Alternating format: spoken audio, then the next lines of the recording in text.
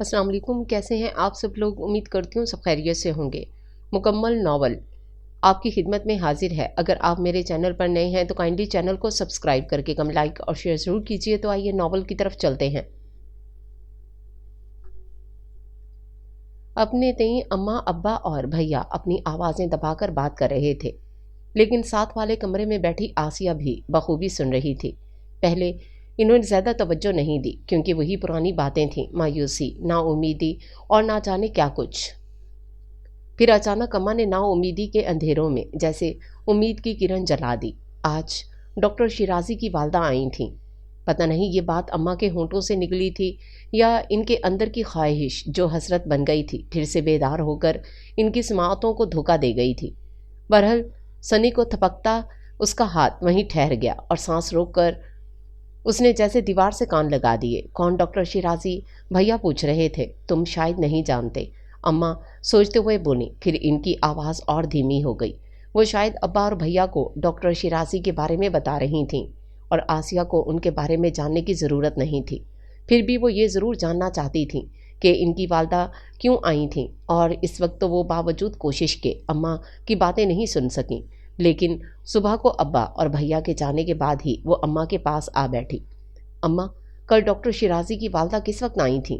इनके पूछने पर अम्मा चौंक कर उनकी तरफ देखने लगीं। शायद इन्हें उम्मीद नहीं थी कि आसिया भी यूं बिला झिझक डॉक्टर शिराजी के बारे में बात करने लगेगी। बताएं ना अम्मा, आसिया ने इसरार से पूछा।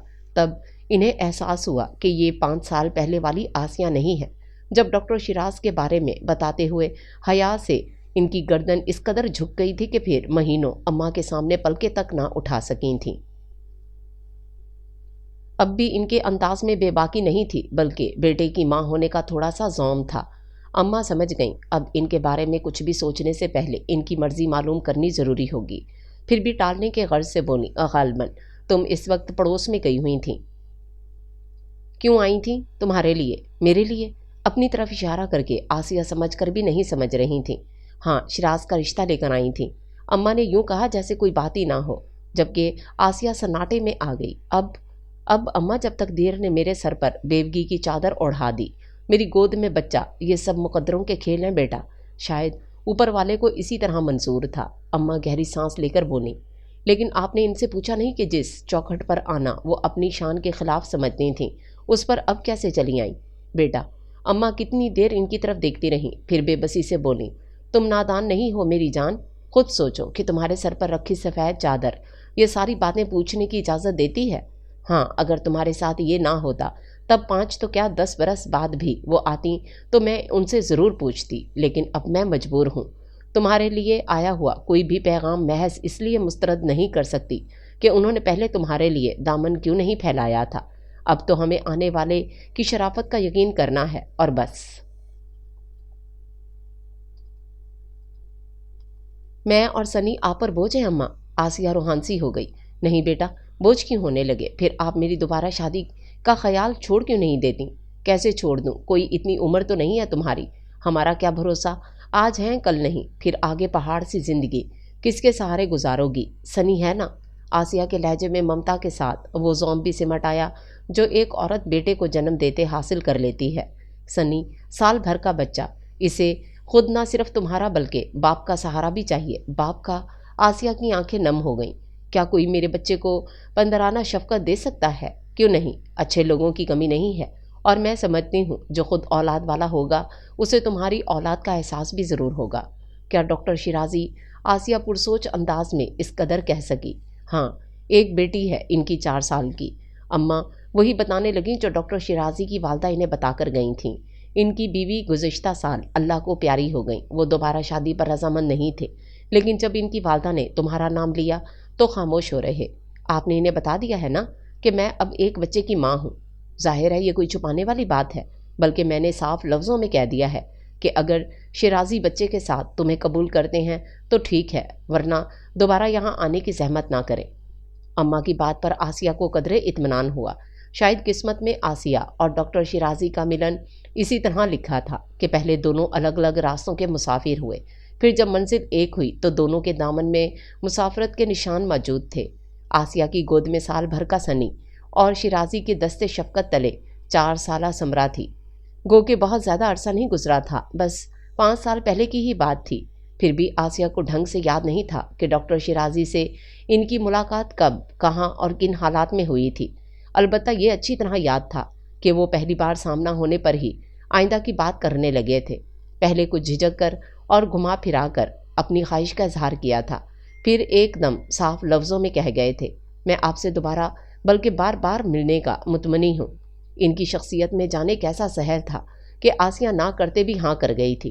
پھر چند ماہ ہی دونوں محبتوں کے حسین رہ گزر پر ہمیشہ ساتھ چلنے کی باتیں کرنے لگے تھے۔ یہ دوریاں مقدر ہو گئیں۔ آسیہ کے لیے راشد خان کا پرپوزل آیا تو انہوں نے پریشان ہو کر ڈاکٹر شیرازی کو بتایا، اور ڈاکٹر شیرازی نے اسی روز گھر میں اپنی والدہ سے آسیہ کا ذکر کرتے ہوئے اپنی اس خواہش کا اظہار بھی کیا کہ وہ آسیہ سے شادی کرنا چاہتے ہیں۔ ان کی والدہ کو یوں تو کوئی اعتراض نہیں ہوا، لیکن جب یہ معلوم ہوا کہ آسیہ مستبد طبقے سے، عام سے گھرانے سے تعلق رکھتی ہے، تو انہوں نے اس چوکھٹ پر جانے سے صاف انکار کر دیا، اور شیراز جنہوں نے کبھی والدہ کے سامنے سر اونچا کر کے بات نہیں کی تھی، ان کے صاف انکار پر اگر خاموش نہیں رہ سکے تھے تو انہیں قائل بھی نہیں کر سکے تھے۔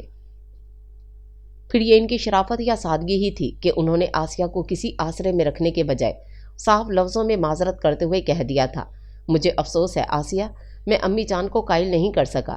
میں تمہیں انتظار کرنے کے لیے بھی نہیں کہہ سکتا، کیونکہ میں جانتا ہوں کہ 10 برس بعد بھی میں تمہارا نام لوں گا تو امی انکار ہی کریں گی، اور میں اگر ان کی مرضی کے خلاف کوئی قدم اٹھانے کی جرت رکھتا بھی ہوں تب بھی مجھے معاف کرنا کہ میں اپنی ماں کو ناراض نہیں کر سکتا۔ اور آسیہ نے لبوں تک آنے سے پہلے ہی سارے شکووں کا گلا گھونٹ دیا تھا، کیونکہ وہ مکافات عمل پر یقین رکھتی تھی۔ جانتی تھی کہ اگر آج وہ ایک بیٹے کو ماں کے خلاف کھڑا کرے گی تو کل خود ان کے ساتھ ایسا ہو سکتا ہے۔ یوں جس خاموشی سے دونوں ایک دوسرے کی زندگی میں آئے تھے اسی خاموشی سے نکل گئے تھے۔ یہ نہیں تھا کہ دل رویا نہیں، مچلا نہیں، یہ سارے سانحے دل پر گزرے، لیکن دل کو سمجھانا ناممکن بھی نہیں تھا۔ یوں آسیہ نے جو راشد خان کے پرپوزل پر پریشان ہو کر اماں کو شیرازی کے بارے میں بتا کر انتظار کرنے کو کہا تھا، ایک بار پھر اسی طرح سر جھکائے ہوئے بولی تھیں، اماں ڈاکٹر شیرازی کا انتظار فضول ہے، آپ چاہیں تو راشد کے گھر والوں کو ہاں کہہ دیں۔ پھر راشد خان کے سنگت رخصت ہو کر آسیہ وہ شہر ہی چھوڑ گئیں۔ سال میں ایک آدھ بار راشد کو چند دن کی چھٹی ملتی تو وہ اپنے ساتھ انہیں اماں ابا سے ملانے لے آتے تھے۔ زندگی میں اگر مکمل طور پر طمانینت نہیں تھی تو کوئی اتنی بے اطمینانی بھی نہیں تھی۔ گھرداری میں مصروف ہو کر وہ کافی کچھ فراموش کر چکی تھی۔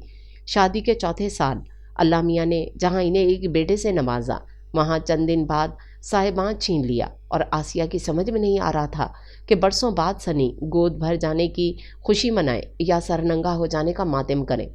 اسی حالت میں دوبارہ اماں کی دہلیز پر آئیں تو ہفتوں کبھی سنی کو دیکھ کر ہنستیں اور کبھی خلاؤں میں تکتے ہوئے رویا کرتی۔ اماں کو جوان بیٹی کا دکھ مارے ڈال رہا تھا، ابا کی کمر مزید دوہری ہو گئی تھی، ایسے میں بھیا ہی تھے جنہوں نے سب کو سہارا دیا اور آسیہ کو خاص طور سے سنی کا احساس دلاتے ہوئے کہا کہ انہیں سنی کے لیے زندہ رہنا ہے۔ پھر وقت خود بڑا مرہم ہے، آہستہ آہستہ ہی صحیح درد کے الاؤ سے نکال ہی لایا۔ زندگی کچھ معمول پر آئی تو اماں کو ایک بار پھر آسیہ کی فکر ہوئی۔ کوئی اتنی زیادہ عمر بھی نہیں تھی ان کی، بلکہ ان کے ساتھ کی کافی لڑکیاں تو اب تک کنواری بیٹھی تھیں۔ اماں ان کے اپنے ثانی کے لیے چاہتی تھی کہ کوئی شریف خاندان کا بندہ ہو جو سنی کے سر پر بھی دستے شفقت رکھ سکے، اور اس دوران ایک رشتہ آیا تھا جو ویسے تو ٹھیک ٹھاک تھا، لیکن اس کی پہلی بیوی روٹھ کر میکے بیٹھی ہوئی اور اماں کوئی رسک لینے پر تیار نہیں ہوئی۔ ان کا کہنا تھا روٹھے ہوئے کبھی بھی مان سکتے ہیں، اور ایسی صورت میں آسیہ کے لیے خاصی مشکلات کھڑی ہو جاتیں۔ پھر اب ڈاکٹر شیرازی کی والدہ آئی تھیں، اور اگر جو آسیہ اب تک کنواری بیٹھی ہوتیں تو اماں ان سے ضرور پوچھتیں کہ پہلے جس چوکھٹ پر آنا انہوں نے گوارا نہیں کیا تھا اس پر اب کیسے چلی آئیں، لیکن اماں مجبور تھیں کہ بیٹی نہ صرف بیوہ بلکہ گود میں بچہ بھی لیے ہوئے تھی۔ پھر بھی انہوں نے اپنی واحد شرط ان کے سامنے ضرور رکھ دی تھی کہ بچہ آسیہ کے ساتھ رہے گا۔ اگر شیرازی بچے کو محبت کے ساتھ قبول کرتے ہیں تو ٹھیک، ورنہ وہ دوبارہ یہاں آنے کی زحمت نہ کریں۔ پھر آسیہ سے زیادہ اماں کو ڈاکٹر شیرازی کی والدہ کے دوبارہ آمد کا انتظار رہا، اور جب تک وہ آ نہ گئیں اماں مسلسل یقین اور بے یقینی کی فضاؤں میں ڈولتی رہی تھیں۔ پتہ نہیں کیوں انہیں یقین تھا کہ آسیہ ڈاکٹر شیراز کے ساتھ بہتر زندگی گزار سکیں گی۔ اور بچے کے لیے بھی کوئی مسئلہ نہیں ہوگا۔ بہرحال شیراز بچے کے سر پر دست شفقت رکھنے کو تیار تھے، اور پھر کیونکہ دونوں طرف عقد ثانی والی بات تھی اس لیے کوئی خاص دھوم دھڑکا نہیں ہوا، بس خاص عزیزوں کو بلایا گیا، اور یوں آسیہ ڈاکٹر شیرازی کی سنگت رخصت ہو کر ان کے گھر آ گئی۔ یہاں بھی ان کا کوئی خصوصی استقبال نہیں ہوا، بہت خاموشی سے انہیں شیرازی کے کمرے میں پہنچایا گیا۔ پھر جب شیرازی کمرے میں داخل ہوئے تو ان کا انداز بھی بہت عام سا تھا۔ بازوؤں میں بچی غالباً سو رہی تھی۔ انہوں نے بہت آہستگی سے اسے بیڈ پر لٹایا اور اس کے کسمسانے پر پاس بیٹھ کر آہستہ تھپکنے لگے۔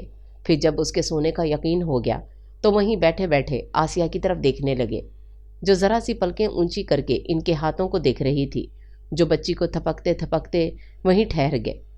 اگر 5 سال قبل ملن کی یہ رات آئی ہوتی تو یقیناً اس کمرے کی فضا مختلف ہوتی۔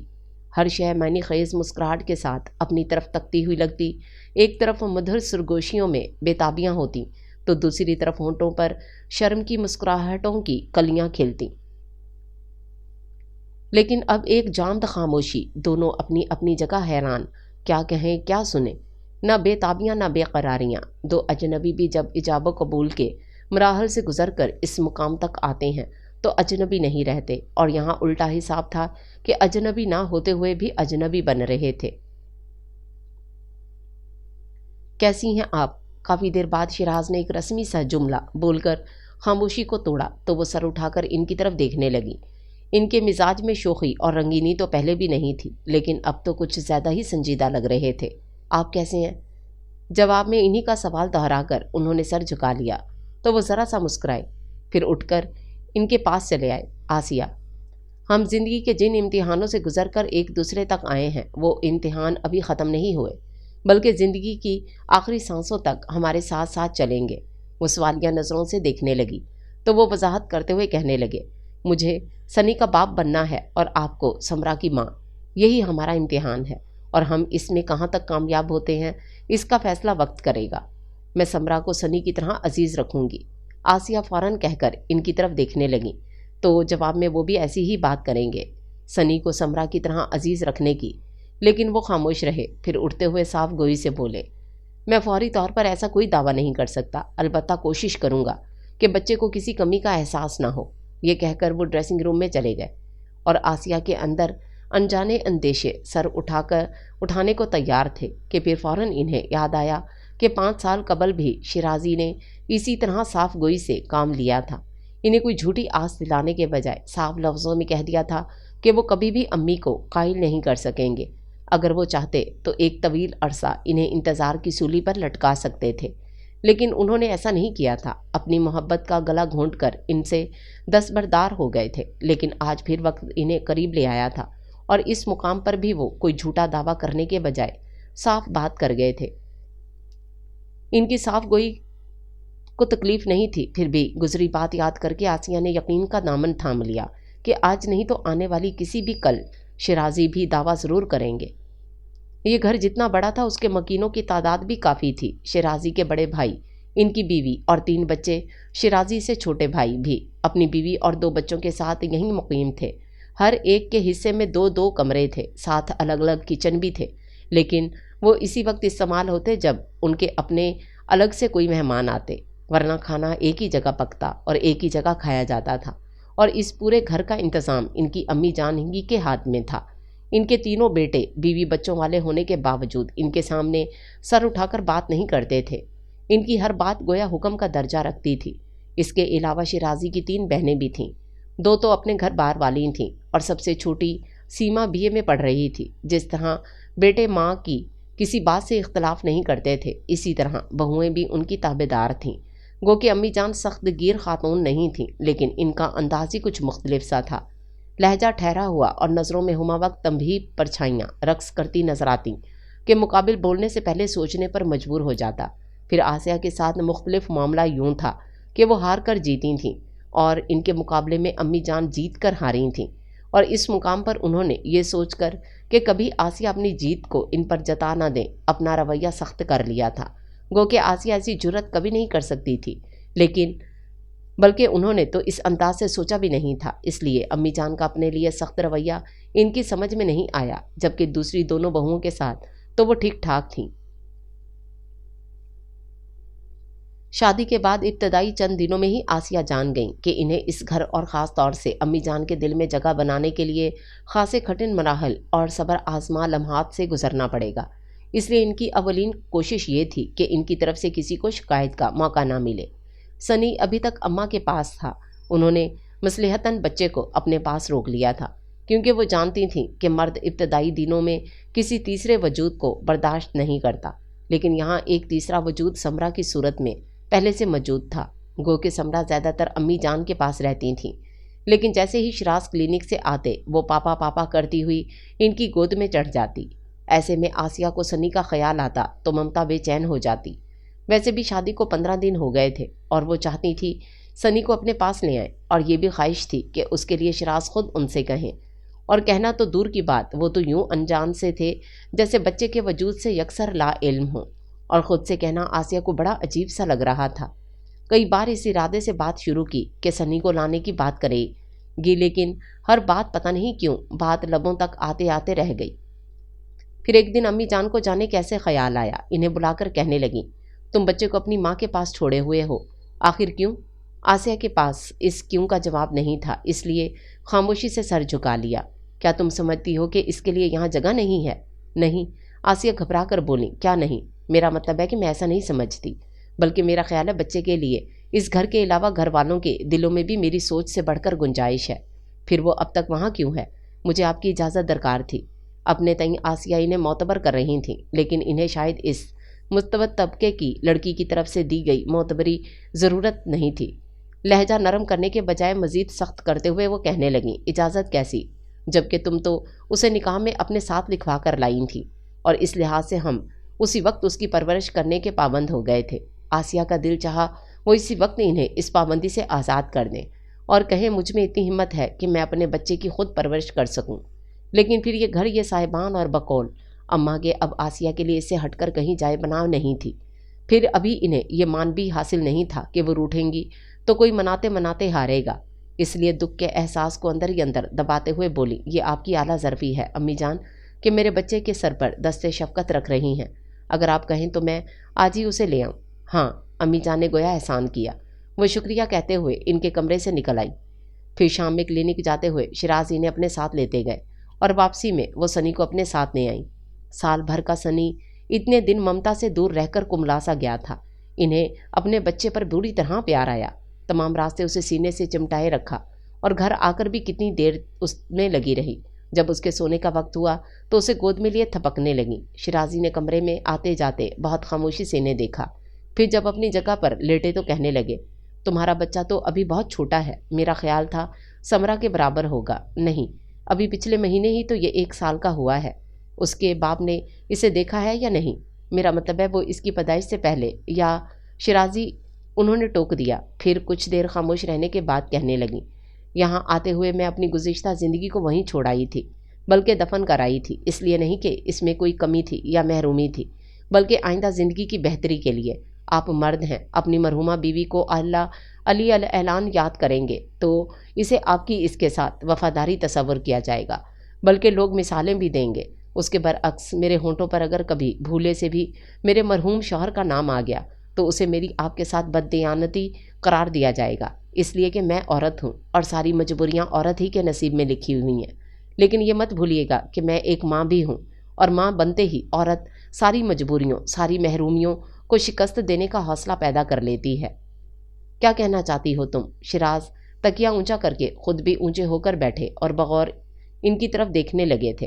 میں آپ کو بتانا چاہتی ہوں کہ میں نے اس لیے شادی نہیں کی کہ میں بچے کی پرورش نہیں کر سکتی تھی، بلکہ اس لیے کی کہ بچہ کسی محرومی کا شکار نہ ہو۔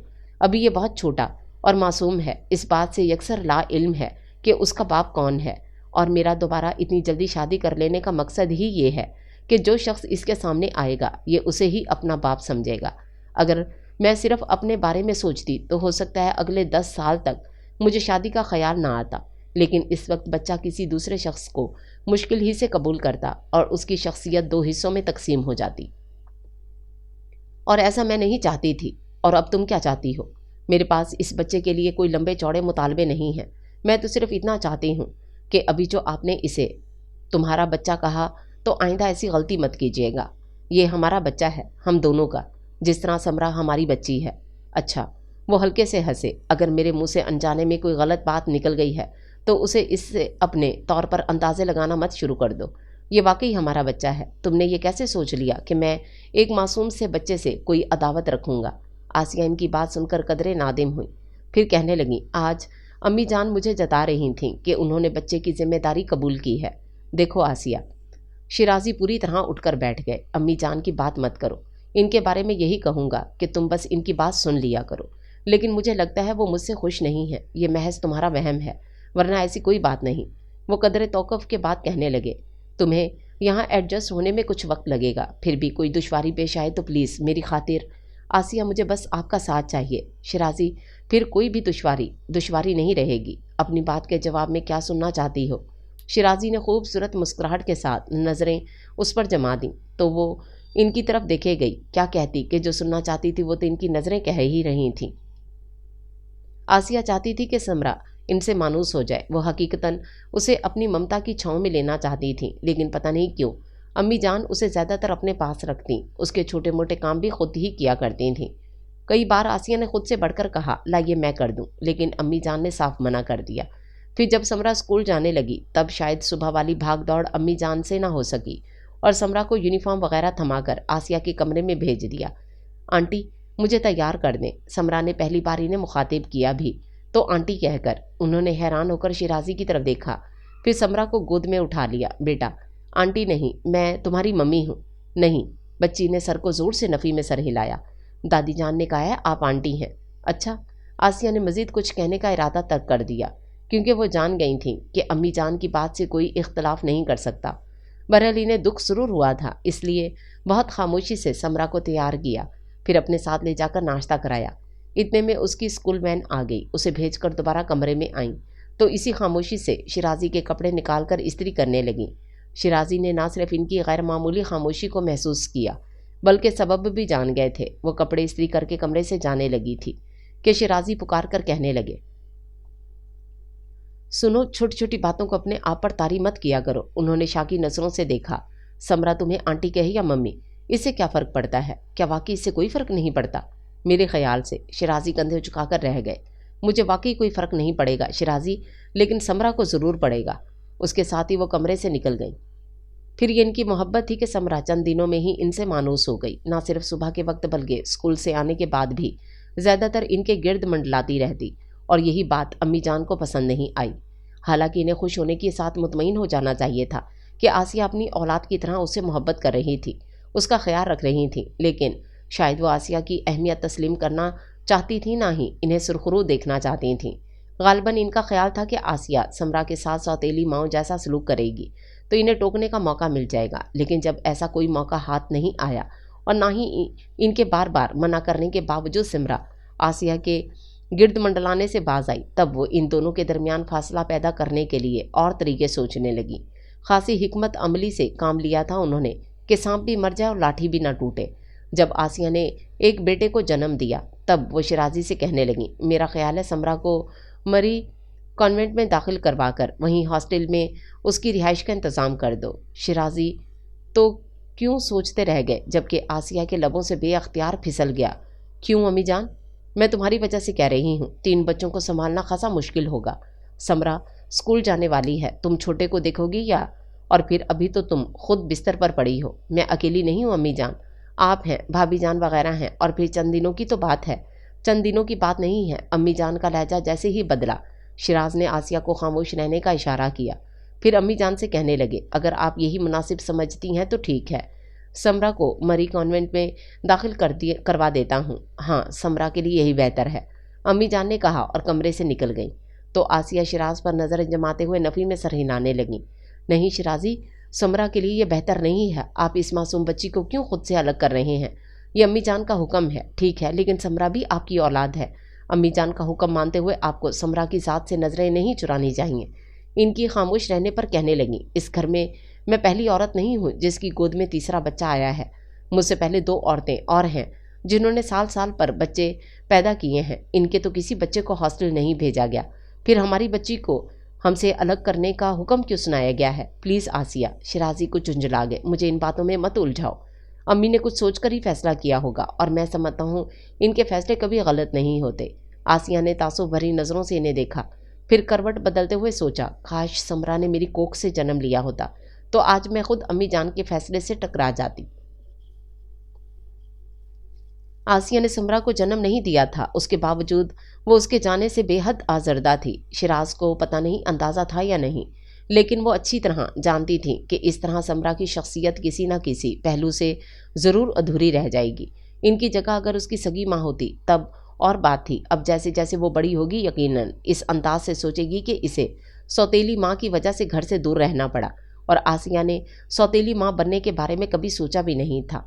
वो इस बात पर ईमान रखती थी कि जो चीज़ अपने लिए पसंद करो वही दूसरों के लिए। फिर ये कैसे मुमकिन था कि जिस तरह वो सनी के लिए सोचती थी वैसा समरा के लिए ना चाहे। मैं समरा को सनी की तरह अजीज़ रखूंगी। उन्होंने अव्वल रोज़ शिराजी से यूं ही नहीं ये बात कही थी।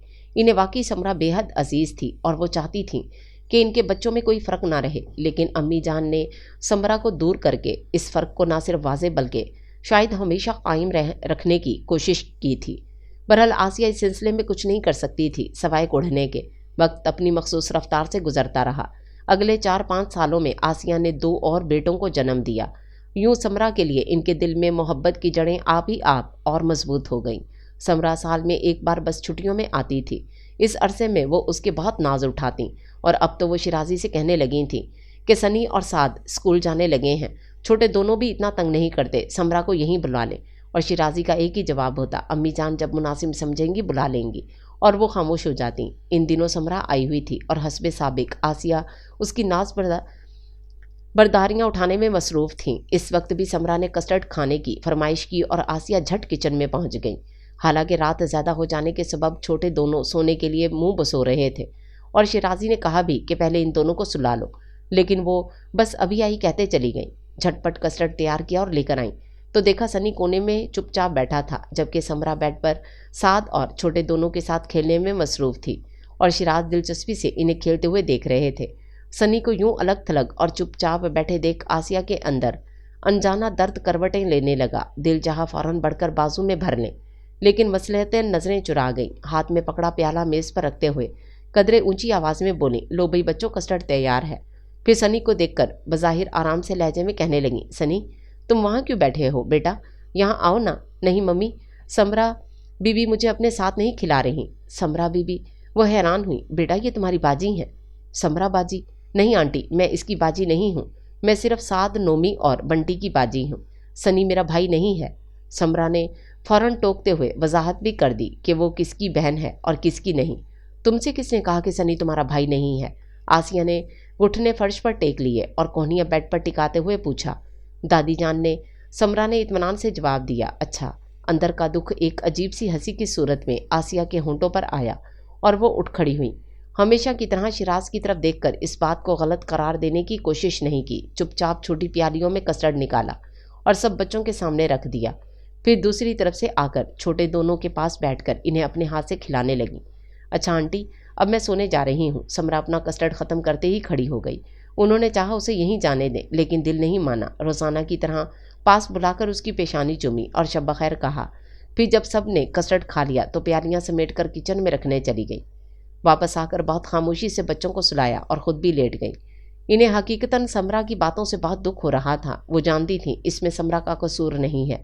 यूँ उसके लिए इनके दिल में ऐसी कोई बात नहीं आई जो इन्हें इससे मुतनफ़िर कर दे। अलबत्ता अम्मी जान जो समरा के कच्चे जहन में ऐसी बातें बिठा रही थीं, इनके बारे में वो ज़रूर सोचने लगी कि आखिर वो ऐसा क्यों कर रही हैं। फिर जिस तरह सनी ने उसे समरा बीबी कहा था, इससे साफ जाहिर था कि वो समरा के मुकाबिल सनी को क्या मुकाम दे रही हैं। आसिया सो गई क्या? शिराज ने पूछा। वो आंखें बंद करके सोती बन गई। असल में इस वक्त इनसे बात नहीं करना चाहती थी, क्योंकि एक तो अंदर गुबार था, दूसरे दिल कुछ इस तरह से भर रहा था कि होंठ हिलते ही आंखें भी छलक पड़ती। फिर इस शख्स से वो क्या कहती जो यकीनन जवाब में एक ही जुमला कहता, अम्मी जान जो मुनासिब समझेंगी करेंगी। फिर अब तक उन्होंने ये देखने या गौर करने की ज़रूरत महसूस नहीं की थी कि शिराज का रवैया सनी के साथ कैसा है, लेकिन अब ख़ास तौर से नोट करने लगी। शिराजी अगर सनी से मोहब्बत नहीं करते थे तो इनके किसी अंदाज से नफ़रत या उसके वजूद से नागवारी भी जाहिर नहीं होती। البتہ لا تلقی ضرور تھی، نہ ہی اسے کسی بات پر ٹوکتے تھے، خواہ وہ کوئی غلط کام ہی کیوں نہ کراؤ، بس دیکھتے اور گزر جاتے، جیسے کوئی واسطہ ہی نہ ہو، جیسے ایک دم دل سے کہہ دیا میری بلا سے کچھ بھی کرے۔ اگر وہ نادان ہوتی تو یہ سوچ کر مطمئن ہو جاتی کہ اچھی بات ہے، وہ میرے بچے کو کچھ نہیں کہتے، لیکن وہ نادان نہیں تھی، اس لیے کہ ان کے رویے نے انہیں خاصی تکلیف پہنچائی کہ جس محرومی سے سنی کو بچانے کے لیے انہوں نے شادی کی تھی، وہ محرومی اس کے دامن سے لپٹ رہی تھی۔ انہوں نے سنی کا جائزہ لیا تو وہ بارہا انہیں یاس و حسرت کی تصویر بنا نظر آتا، کبھی اپنے تینوں بھائیوں میں سے کسی کو شیرازی کی گود میں چڑھے دیکھ کر، کبھی سب بچوں کو کھیلتے دیکھ رہا ہوتا۔ کوئی کہتا سنی کو بلاؤ تو باقی سب مخالفت کرنے لگتے، نہیں سنی ہمارے ساتھ نہیں کھیلے گا۔ کبھی امی جان سے خوفزدہ نظر آتا، آسیہ کو اپنے آپ پر حیرت ہوتی کہ وہ کیسے اتنی غافل ہو گئیں، یا انہیں یہ اعتماد کیوں رہا کہ وہ جس طرح سمرا کو اپنی ہی اولاد سمجھتی ہے، اس طرح اور گھر والے سنی کو بھی ساتھ کی طرح سمجھتے ہوں گے، لیکن یہاں تو بچہ بچہ سنی کو اپنے سے الگ سمجھتا تھا۔ انہیں بے حد دکھ ہوا، کاش وہ اول روز ہی جان سکتی تو کم از کم ایسے موقعوں پر اپنے بچے کو سہارا تو دیتی۔ کس قدر تنہا لگ رہا تھا وہ، سب سے الگ تھلگ دور کھڑا چپ چاپ سب بچوں کو کھیلتے ہوئے دیکھ رہا تھا۔ سنی بیٹا میرے ساتھ آؤ، وہ سنی کو لے کر اندر آ گئیں اور اسے پاس بٹھا کر ادھر ادھر کی باتیں کرنے لگیں، چھوٹی چھوٹی باتیں اس کے اسکول ٹیچرز کی اور دوستوں کی، تاکہ وہ بہل جائے، لیکن اس کا دھیان ابھی تک لان میں کھیلتے بچوں کی طرف تھا۔ جبکہ آسیہ خاموش ہو گئی تو پوچھنے لگا، ممی یہ سب مجھے اپنے ساتھ کیوں نہیں کھلاتے؟ آپ ابھی چھوٹے ہو نا، اس لیے۔ ساتھ تو مجھ سے بھی چھوٹا ہے۔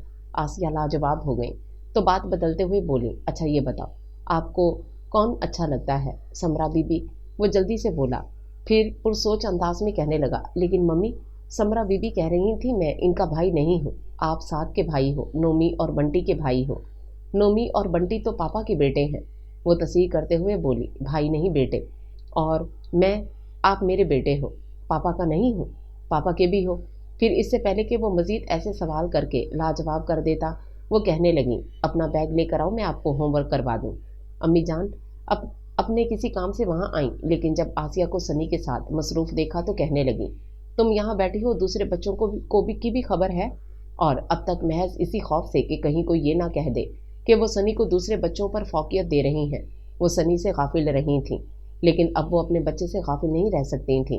انہوں نے یہ بات سوچی تھی اور ابھی امی جان آ کر جتا رہی تھیں۔ لمحہ بھر کو آسیہ خوفزدہ ہوئی، جیسے چوری کرتے ہوئے پکڑی گئی ہو، لیکن پھر فوراً سنبھل گئی۔ شاید شیراز کے 3 بیٹوں کی ماں ہونے کا احساس جاگا تھا، اور یہ احساس کمزور سے کمزور تر عورت کو بھی طاقتور بنا دیتا ہے۔ اپنی طاقت کا اندازہ ہوتے ہی آسیہ کے اندر تھوڑی بغاوت اتر آئی۔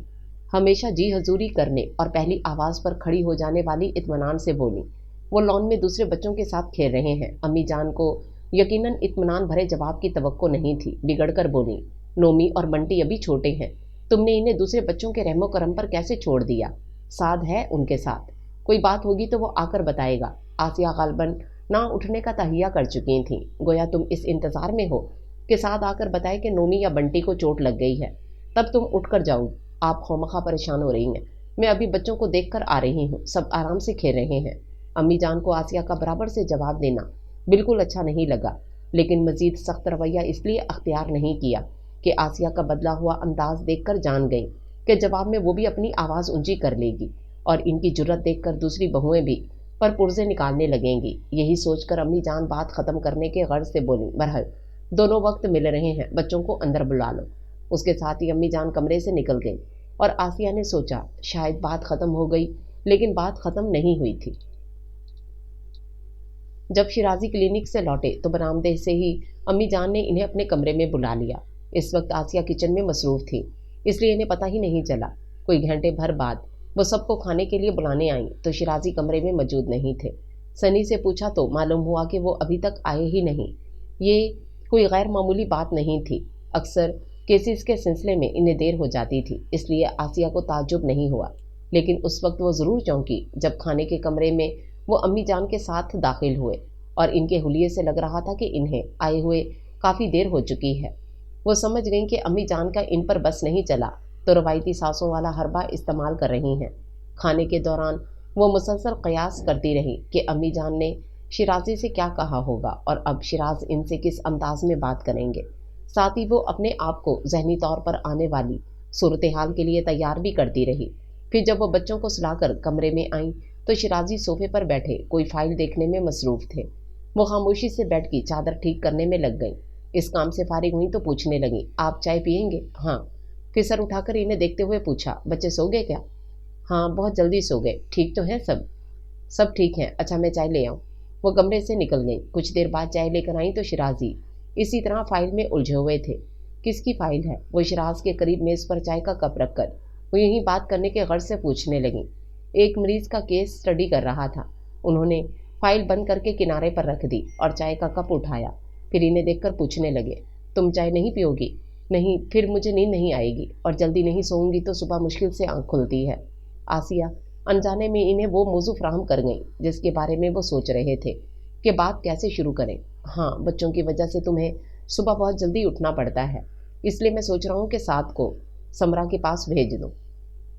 कहाँ आसिया को अपनी समातों पर धोखा हुआ। जब ही फौरन पूछने लगी, वहीं कॉन्वेंट समरा के पास। उन्होंने इत्मीनान से यूं दोहराया जैसे बहुत दिनों से सोच रहे हों। जबकि आसिया समझ गई कि ये पट्टी अम्मी जान ने पढ़ाई है और क्योंकि जहनी तौर पर अपने आप को तैयार कर चुकी थी, इसलिए फौरी जज्बात में आने के बजाय संभल कर और कदरे लापरवाही का मुजाहरा करते हुए बोली, नहीं शिराजी, मैं साथ को कहीं नहीं भेजूंगी। इसके लिए यही बेहतर है। उन्होंने समझाना चाहा, लेकिन वो कुछ सुनने पर आमादा ना हुई। उसके लिए क्या बेहतर है क्या नहीं, माँ होने के नाते मैं ज़्यादा बेहतर समझती हूँ। लेकिन आसिया प्लीज़। शिराज, उन्होंने टोक दिया, इस सिलसिले में मजीद कोई बात नहीं होगी। ये मेरा फैसला है कि मैं अपने किसी बच्चे को खुद से दूर नहीं करूँगी। शिराजी खामोश हो रहे। वैसे भी इनकी आदत थी, वो किसी बात को तूल नहीं देते थे और आसिया इनकी आदत समझने के बावजूद फिर धोखा खा गई। अपने तौर पर समझ लिया कि बात ख़त्म हो गई।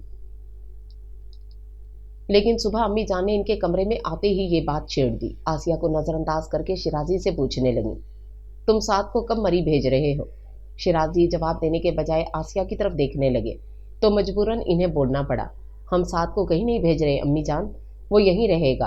तुम खामोश रहो आसिया, मैंने तुमसे नहीं पूछा। अम्मी जान नागवारी से बोली, बात मेरे बच्चे की हो और मैं खामोश रहूं, ये मुमकिन नहीं है। फिर शिराजी ने लाख खामोश रहने का इशारा किया, लेकिन वो खामोश नहीं रही।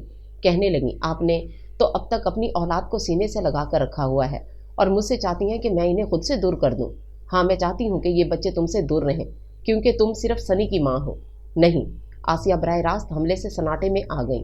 यही बात है और ऐसे माहौल में शिराजी के बच्चे एहसास कमतरी का शिकार हो जाएंगे, इसलिए मैंने समरा को पहले ही यहाँ से हटा दिया था। फिर जाते जाते शिराजी को मुखातिब करके कहने लगी, अब तुम्हारी मर्जी मियाँ, जो भी करो। शिराजी अम्मी के पीछे कमरे से निकल गए और आसिया सर थाम कर वहीं बैठ गई। फिर तमाम दिन वो सोचती और उलझती रही। आखिर में जो फैसला किया उससे रात में पहले शिराजी को आगाह किया और अगले दिन सनी को लेकर अम्मा के पास चली गई। ये मेरी गलती थी कि मैं मुकद्दर के लिखे को मिटाने की कोशिश कर रही थी, वो अम्मा के सामने एतराफ़ करते हुए कहने लगी। सनी के नसीब में महरूमी खुद ऊपर वाले ने लिखी, पर फिर मैं उसे कैसे दूर कर सकती हूँ भला? आप मेरे बच्चे को अपने पास रख लें अम्मा, वरना अगर ये वहाँ रहा तो एक एक करके मेरे सारे बच्चे मुझसे दूर कर दिए जाएंगे।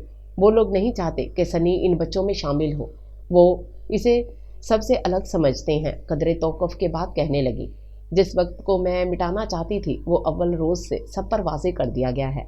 यकीन करें अम्मा, मैं तो समरा को अपनी औलाद समझती हूँ। वो मुझे किसी तरह भी सनी से कम अजीज़ नहीं है। इतना दिल चाहता है वो मुझे अम्मी कहे। लेकिन आसिया रो पड़ी। और सनी बहुत बड़ा नहीं था, लेकिन ऐसे हालात का शिकार बच्चे कमसीनी में ही खासे समझदार हो जाते हैं। और वो भी पहले चुपचाप इन्हें रोते देखता रहा, फिर उठकर पास आया और इनका चेहरा हाथों में थाम कर कहने लगा, मम्मी, मैं नानी के पास रहूँगा और इन्हें तंग भी नहीं करूँगा।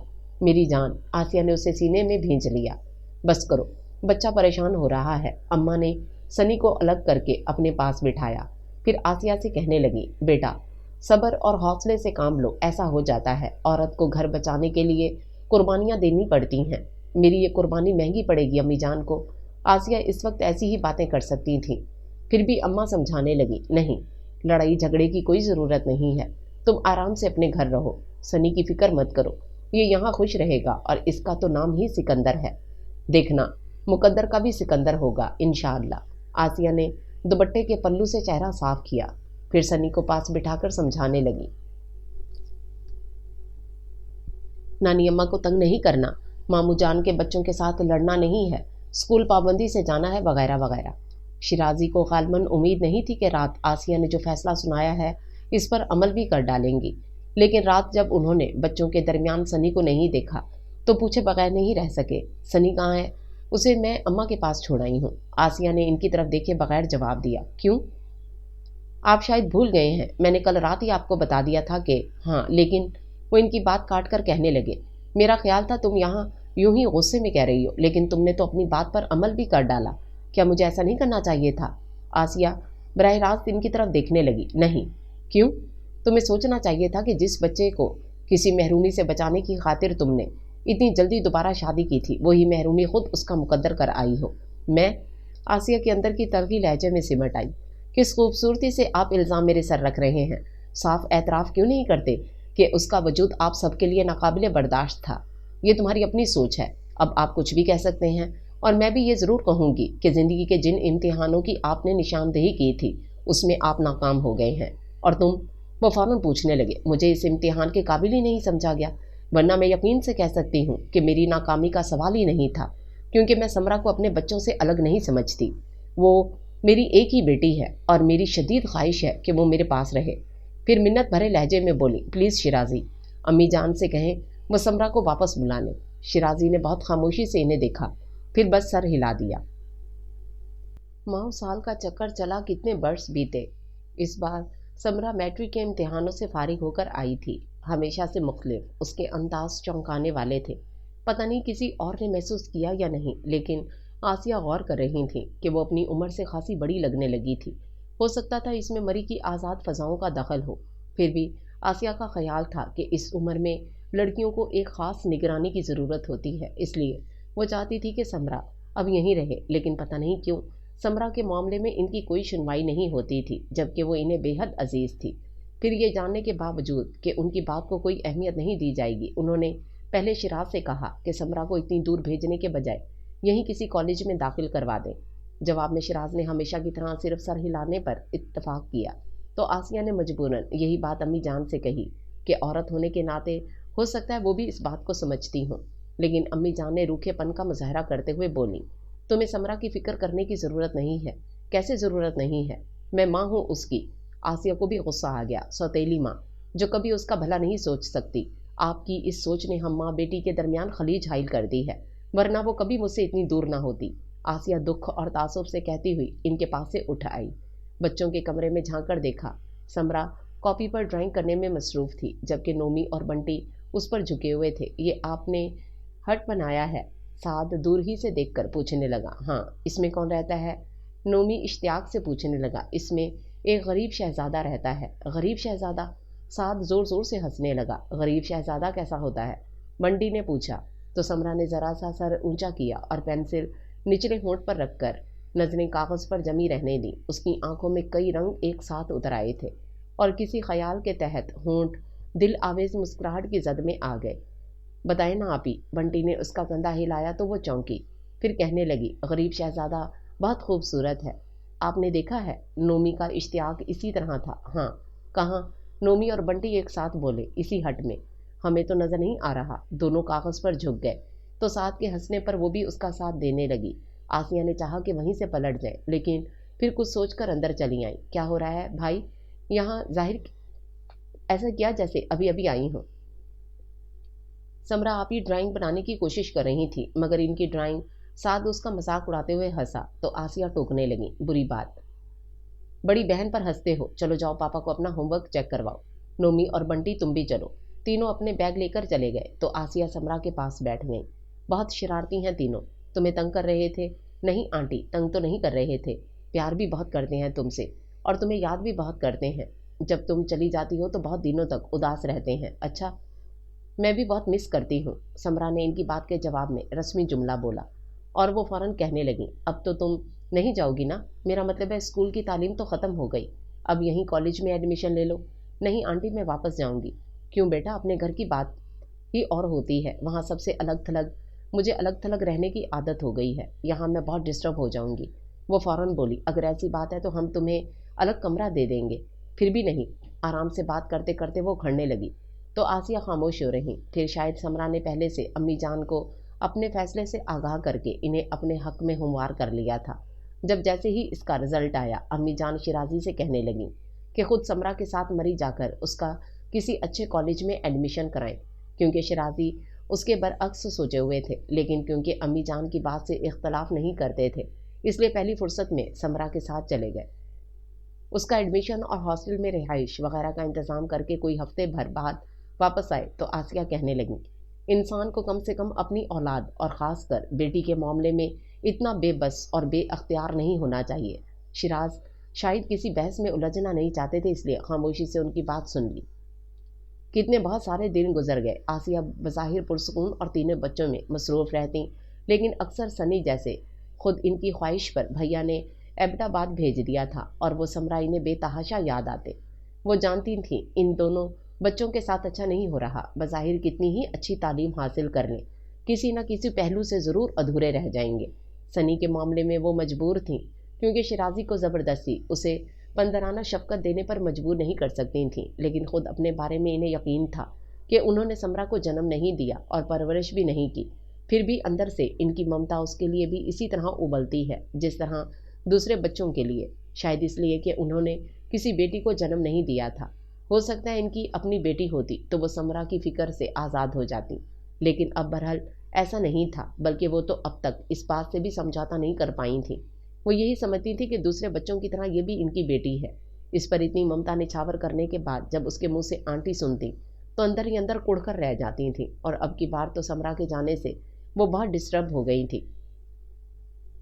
کیونکہ وہ اگر بہت بڑی نہیں تھی تو چھوٹی بچی بھی نہیں رہی تھی۔ نوجوانی کی جس عمر میں وہ داخل ہوئی تھی، اس میں بیٹیاں ماؤں کے سامنے رہیں تب بھی وہموں میں مبتلا کرتی ہیں، اور وہ تو دور تھی۔ آسیہ کی جگہ اگر کوئی اور عورت ہوتی تو شاید اس بات کو اتنی اہمیت نہ دیتی، یا ہو سکتا ہے وہ میری بلا سے کہہ کر اپنے آپ کو بالکل بری الزامات تصور کر لیتی، لیکن آسیہ کی سرشت میں یہ شامل نہیں تھا۔ وہ تو شروع سے جو اپنے لیے چاہو وہی دوسروں کے لیے پر ایمان رکھتی تھی۔ پھر یہ کیسے ممکن تھا کہ سنی کے لیے کڑتی اور سمرا کے لیے نہیں؟ سمرا نے انٹر کر لیا تو گھر آنے کے بجائے فون پر امی جان سے کہہ دیا کہ وہ اپنی کسی دوست کے ساتھ اسلام آباد جا رہی ہے، چھٹیاں وہیں گزارے گی، اور یقیناً اس نے ہمیشہ کی طرح امی جان کو اپنے حق میں ہموار کر لیا تھا، جبکہ انہوں نے بہت سہولت سے آ کر بتایا کہ سمرا چھٹیاں اسلام آباد میں گزارے گی اپنی کسی دوست کے ساتھ۔ امی جان نے جس طرح اس بات کو کوئی اہمیت دیے بغیر بتایا، شیرازی نے بھی اسی سکون سے سنا، جبکہ تنہائی ملتے ہی آسیہ نے انہیں گھیر لیا۔ شیرازی، سچ سچ بتائیں، کیا واقعی سمرا آپ ہی کی بیٹی ہے؟ کیوں؟ اس میں کیا شک ہے؟ شیرازی کو ان کا سوال بڑا عجیب سا لگا تھا۔ پھر آپ اسے اتنے لاتعلق کیوں ہیں؟ کس نے کہا کہ میں اسے لاتعلق ہوں؟ یہ لاتعلقی نہیں تو اور کیا ہے کہ جوان جہان بیٹی بغیر اجازت لیے کسی دوست کے گھر چلی گئی ہے اور آپ اطمینان سے بیٹھے ہیں۔ کہیں اس نے اطلاع تو دی ہے؟ محض اطلاع دی ہے، اجازت نہیں لی۔ ہو سکتا ہے امی جان سے پوچھا ہو، میری تو اس سے بات ہی ہوئی نہیں۔ شیرازی کا اطمینان ہنوز برقرار تھا، پھر بھی اسے آپ سے ضرور پوچھ لینا چاہیے تھا آسیہ بیگم۔ شیراز خاصے مطمئن بھرے لہجے میں کہنے لگے، اتنا عرصہ ہو گیا ہے تمہیں ہمارے ساتھ رہتے ہوئے، لیکن تمہاری سوچ اب بھی مڈل کلاس والی ہے۔ مجھے اپنے مڈل کلاس ہونے پر کبھی افسوس نہیں رہا، اور اتنا عرصہ کیا صدیاں بیت جائیں تب بھی میں اپنی سوچ نہیں بدل سکتی، البتہ آپ لوگ ضرور ٹھوکر کھانے کے بعد۔ آسیہ، انہوں نے ٹوک دیا، جو کہنا ہے صاف کہو۔ میں صرف یہ بتانا چاہتی ہوں کہ لڑکیاں شیشے سے زیادہ نازک ہوتی ہیں، چھو لینے سے میلی اور ہلکی سی ٹھیس سے ٹوٹ جاتی ہیں۔ کچھ دیر خاموش رہ کر کہنے لگیں، اتنے اطمینان سے مت بیٹھیں شیرازی، کم از کم یہ تو معلوم کر لیں کہ وہ کس دوست کے ساتھ جا رہی ہے۔ تم میری بیٹی پر شک کر رہی ہو؟ آسیہ نے تعصب سے دیکھا اور دکھ سے بولی، وہ میری بھی بیٹی ہے، میں اس کی ماں بن کر سوچ رہی ہوں، جب بھی تو ایسا کہہ رہی ہوں، ورنہ صاف لفظوں میں مجھے کیا کہہ کر بری الزامہ ہو جاتی۔ اب خدا کے لیے یہ مت کہہ دیجیے گا کہ مجھے اس کی فکر کرنے کی ضرورت نہیں ہے۔ مجھے ہے ضرورت، میں کسی بھی طرح اپنے آپ کو اس کے بارے میں سوچنے سے باز نہیں رکھ سکتی، کیونکہ اول روز ہی میں نے اسے اپنے دل میں جگہ دی تھی، اپنی ممتا میں سنی کے ساتھ اسے حصے دار بنایا تھا۔ آپ لاکھ اسے مجھ سے دور رکھیں، نظروں سے اوجھل رکھیں، دل میں وہ ہر وقت رہتی ہے۔ شیراز کچھ نہیں بولے، خاموشی سے انہیں دیکھتے رہے، دل ہی دل میں متاثر ہوئے بھی تو ظاہر نہیں کیا، اور آسیہ انتہائی مایوسی کے عالم میں ان کے پاس سے اٹھ گئی۔ لیکن اگلے روز جب شیراز نے کلینک سے فون کر کے بتایا کہ وہ اسی وقت سمرا کو لینے جا رہے ہیں، تب انہیں اطمینان کے ساتھ خوشی بھی ہوئی، اور وہ اس وقت سے سمرا کے لیے الگ کمرہ ٹھیک ٹھاک کرنے میں لگ گئیں۔ کوئی مہمان آ رہا ہے کیا؟ امی جان پوچھے بغیر نہیں رہ سکیں۔ نہیں، سمرا آ رہی ہے، آسیہ نے خوشی سے بتایا۔ کس نے کہا؟ شراز خود اسے لینے گئے ہیں۔ کب؟ مجھ سے تو ذکر نہیں کیا اس نے۔ امی جان کو خاصا ناگوار گزرا تھا کہ ان کے علم میں لائے بغیر وہ چلے گئے تھے۔ ابھی ان کا فون آیا تھا۔ پھر آسیہ وضاحت کرتے ہوئے کہنے لگیں، اصل میں 2 بجے کی فلائٹ سے انہیں سیٹ مل گئی ہے، گھر آنے کا وقت نہیں تھا اس لیے وہیں سے چلے گئے۔ اچھا؟ امی جان کچھ دیر سوچنے کے بعد کہنے لگیں، لیکن رات تو میں نے بتایا تھا کہ وہ اپنی کسی سہیلی کے ساتھ اسلام آباد جائے گی۔ جی، آسیہ اسی قدر کہہ سکیں۔ پھر شرازی نے اسے لانے کا پروگرام کب بنا لیا؟ امی جان مسلسل انہیں ٹٹولتی ہوئی نظروں سے دیکھ رہی تھیں۔ میں کیا کہہ سکتی ہوں، مجھے تو خود انہوں نے ابھی صرف اپنے جانے کا بتایا ہے۔ آسیہ اس وقت کوئی بدمزگی نہیں چاہتی تھیں اس لیے ایسی بات کی، ورنہ اتنا اندازہ تو انہیں ہو گیا تھا کہ ان کی رات کی باتوں کو سنجیدگی سے سوچنے کے بعد ہی شراز گئے ہوں گے۔ شراز نے واپسی کے بارے میں کچھ نہیں کہا تھا۔ پھر بھی آسیہ کا خیال تھا کہ وہ کل تک واپس آ جائیں گے، کیونکہ وہ کسی تیاری سے نہیں گئے تھے۔ پھر صرف سمرا ہی کو تو لانا تھا، لیکن اگلے روز تو کیا پورا ہفتہ گزر گیا، وہ نہ آئے اور نہ ہی فون کیا۔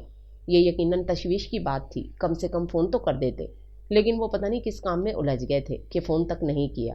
آسیہ مختلف وہموں میں گھلتی رہیں، پریشان ہوتی رہیں۔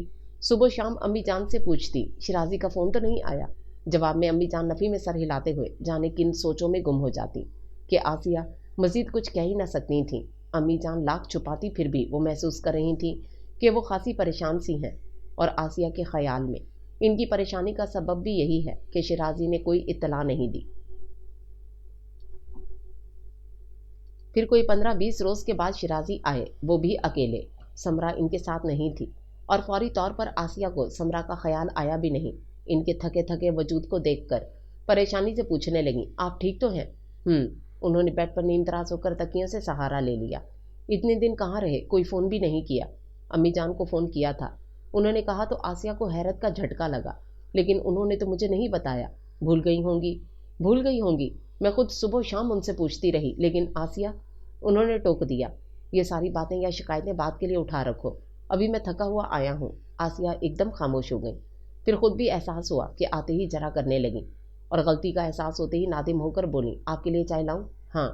انہوں نے گہری سانس لی تو آسیہ فوراً کمرے سے نکل گئیں۔ کچھ دیر بعد چائے لے کر آئیں تو شرازی آنکھوں پر بازو رکھ کر لیٹے تھے۔ وہ رک کر دیکھنے لگیں کہ کہیں سو تو نہیں گئے۔ پھر ہلکے سے آواز دی، شرازی۔ انہوں نے آنکھوں پر سے بازو ہٹایا اور ان کے ہاتھ میں چائے کا کپ دیکھ کر اٹھ بیٹھے۔ آپ کی طبیعت تو ٹھیک ہے نا؟ وہ کپ انہیں تھما کر خود بھی ان کے پاس بیٹھ گئیں۔ ہاں، بس میرا خیال ہے آب و ہوا کی تبدیلی کا اثر ہے، کوئی دوا لے لیں؟ نہیں، اس کی ضرورت نہیں ہے، سکون کی نیند لے لوں گا تو فریش ہو جاؤں گا۔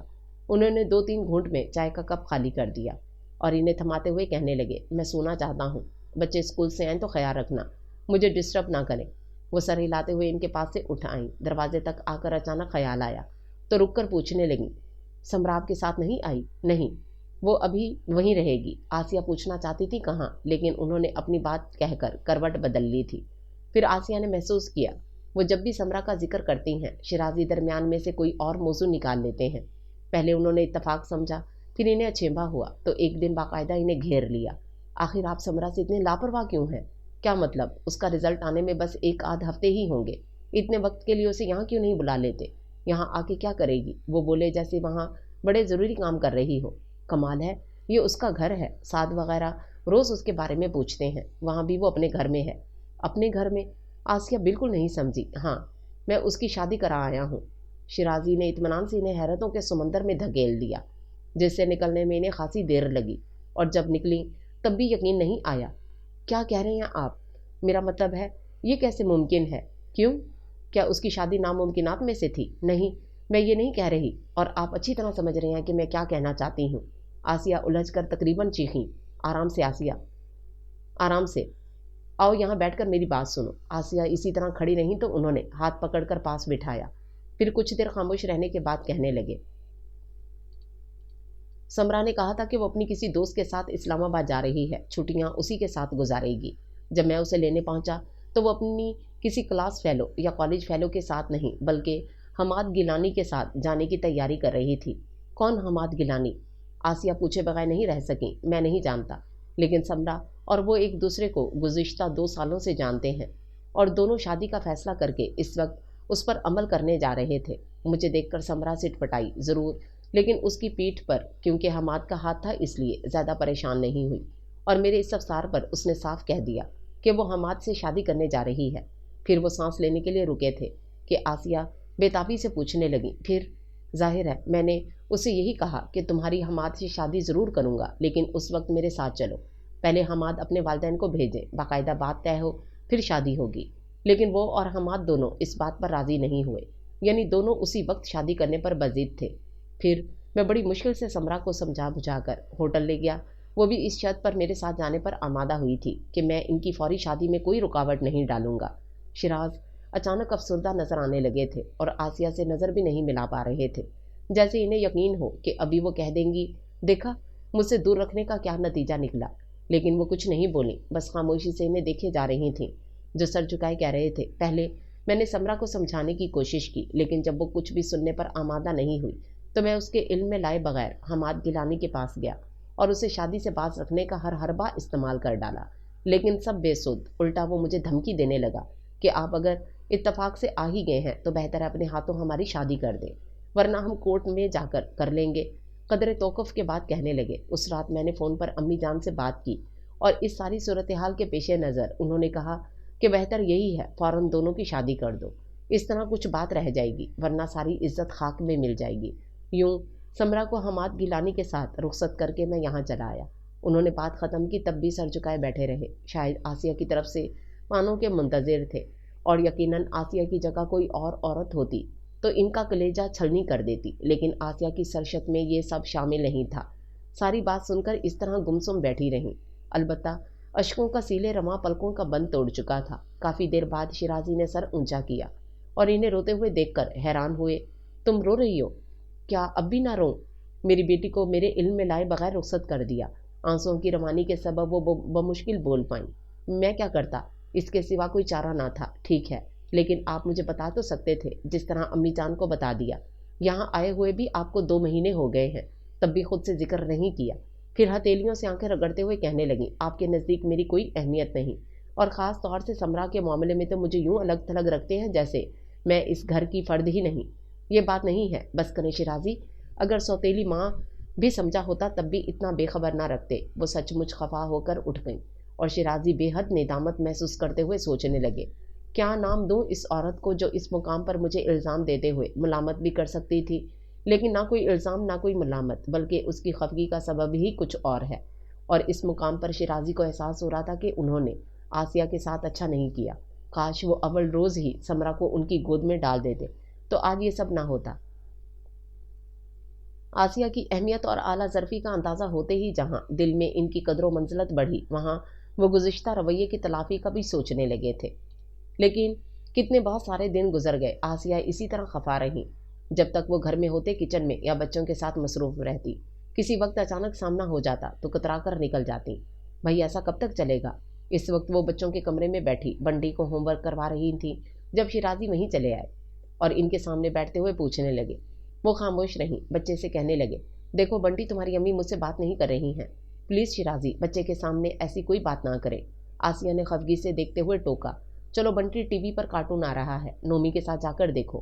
کارٹون کا نام سنتے ہی بنٹی کتابیں وہیں چھوڑ کر بھاگ گیا تو وہ تکیہ کھینچ کر یوں لیٹے کہ آسیہ کا جھکا ہوا چہرہ نگاہوں کی زد میں آ گیا۔ ہاں بھائی اب بتاؤ یہ خفگی کب تک چلے گی؟ میں کون ہوتی ہوں آپ سے خفا ہونے والی؟ آسیہ روٹھے لہجے میں بولی، تم ہی تو سب کچھ ہو۔ شیرازی نے محبت کا انداز اپنایا، نہیں۔ وہ سختی سے کہہ کر پیچھے ہٹیں اور بیڈ کے بیگ سے کمر ٹکا لی۔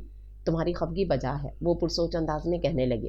سمرا کے معاملے میں ہم نے واقعی تمہیں الگ تھلگ رکھا، لیکن یقین کرو اس میں میرا کوئی دخل نہیں ہے۔ اصل میں گھریلو جھگڑوں میں پڑنا ہی نہیں چاہتا تھا، اس لیے امی جان جو کہتی میں مان لیتا، اور میرے کہے کی کوئی اہمیت نہیں تھی۔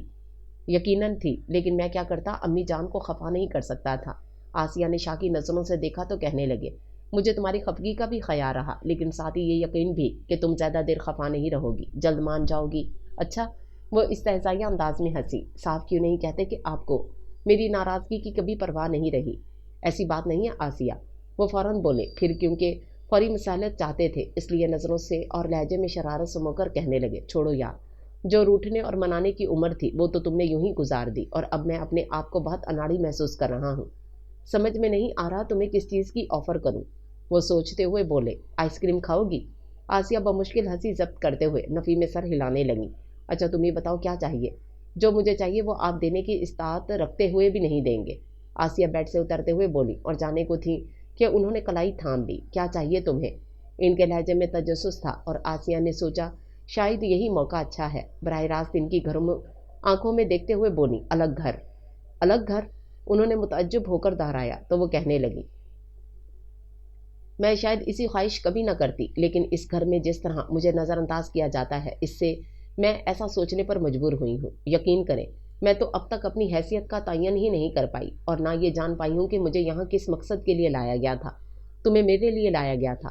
آپ کی ایسی باتیں مجھے سہارا نہیں دے سکتی۔ شیرازی، آپ نے اور امی جان نے ہر مقام پر میری نفی کی ہے۔ اب اگر میری ذات کا اعتراف ہے تو پہلے مجھے گھر دیں۔ یہاں میرا دم گھٹنے لگا ہے۔ آپ کے 3 بیٹوں کی ماں ہونے کے باوجود خود کو غیر محفوظ تصور کرنے لگی ہوں۔ لیکن کیوں؟ ان کے لہجے میں آنسوؤں کی آمیزش محسوس کر کے شیراز نے انہیں اپنے سامنے بٹھا لیا۔ اس لیے کہ آپ امی جان کی ہر جائز اور ناجائز بات کو حرف آخر سمجھتے ہیں۔ انہوں نے کہا سمرا کو ہاسٹل بھیج دو۔ آپ نے فوراً عمل کر ڈالا۔ پھر سنی کی وجہ سے سعد کے لیے یہی حکم، اور اگر میں سنی کو اماں کے پاس نہ بھیج دیتی تو وہ ایک ایک کر کے میرے سب بچوں کو مجھ سے الگ کر دیتی۔ انہوں نے کہا سمرا کی فوراً شادی کر دو۔ آپ نے اس سے بھی اختلاف نہیں کیا، اور اب مجھے لگتا ہے کہ کسی دن وہ مجھے یہاں سے نکالنے کا حکم سنائیں گی اور آپ کھڑے کھڑے 3 لفظ کہہ دیں گے۔ نہیں آسیہ، ان کا لہجہ اگر کمزور نہیں تھا تو مجبور بھی نہیں تھا۔ جب وہ اپنی بات پر قائم رہتے ہوئے بولیں آپ خواہ کچھ بھی کہیں وہ بہرحال یہاں نہیں رہنا چاہتی۔ اس کے ساتھ ہی وہ اٹھ کر کمرے سے نکل گئی، جبکہ شیرازی اس کے بعد بھی بہت دیر تک وہیں بیٹھے رہے تھے، اور جب وہاں سے اٹھے تو اپنے طور پر فیصلہ کر چکے تھے۔ امی جان کے لیے یہ خبر کسی ایٹم بم سے کم نہیں تھی کہ شیراز الگ گھر خرید کر اب بیوی بچوں کے ساتھ اس میں شفٹ ہو رہے ہیں۔ تصدیق کے لیے شیراز سے پوچھا تو انہوں نے اطمینان سے اعتراف کر لیا، اور ان کا غیر متوقع اعتراف امی جان کو مزید طیش دلا گیا۔ پھر بھی ضبط کا مظاہرہ کرتے ہوئے پوچھنے لگی یہاں کیا تکلیف ہے تمہیں؟ بات تکلیف کی نہیں، ضرورت کی ہے۔ بچے بڑے ہو رہے ہیں اور میں سمجھتا ہوں یہ محدود ماحول ان کے لیے سازگار نہیں ہے۔ صاف کیوں نہیں کہتے میاں کہ یہ پٹی تمہاری بیوی کی پڑھائی ہوئی ہے؟ آخر کو ہے نا مڈل کلاس، اپنے نظریات کیسے بدل سکتی ہے؟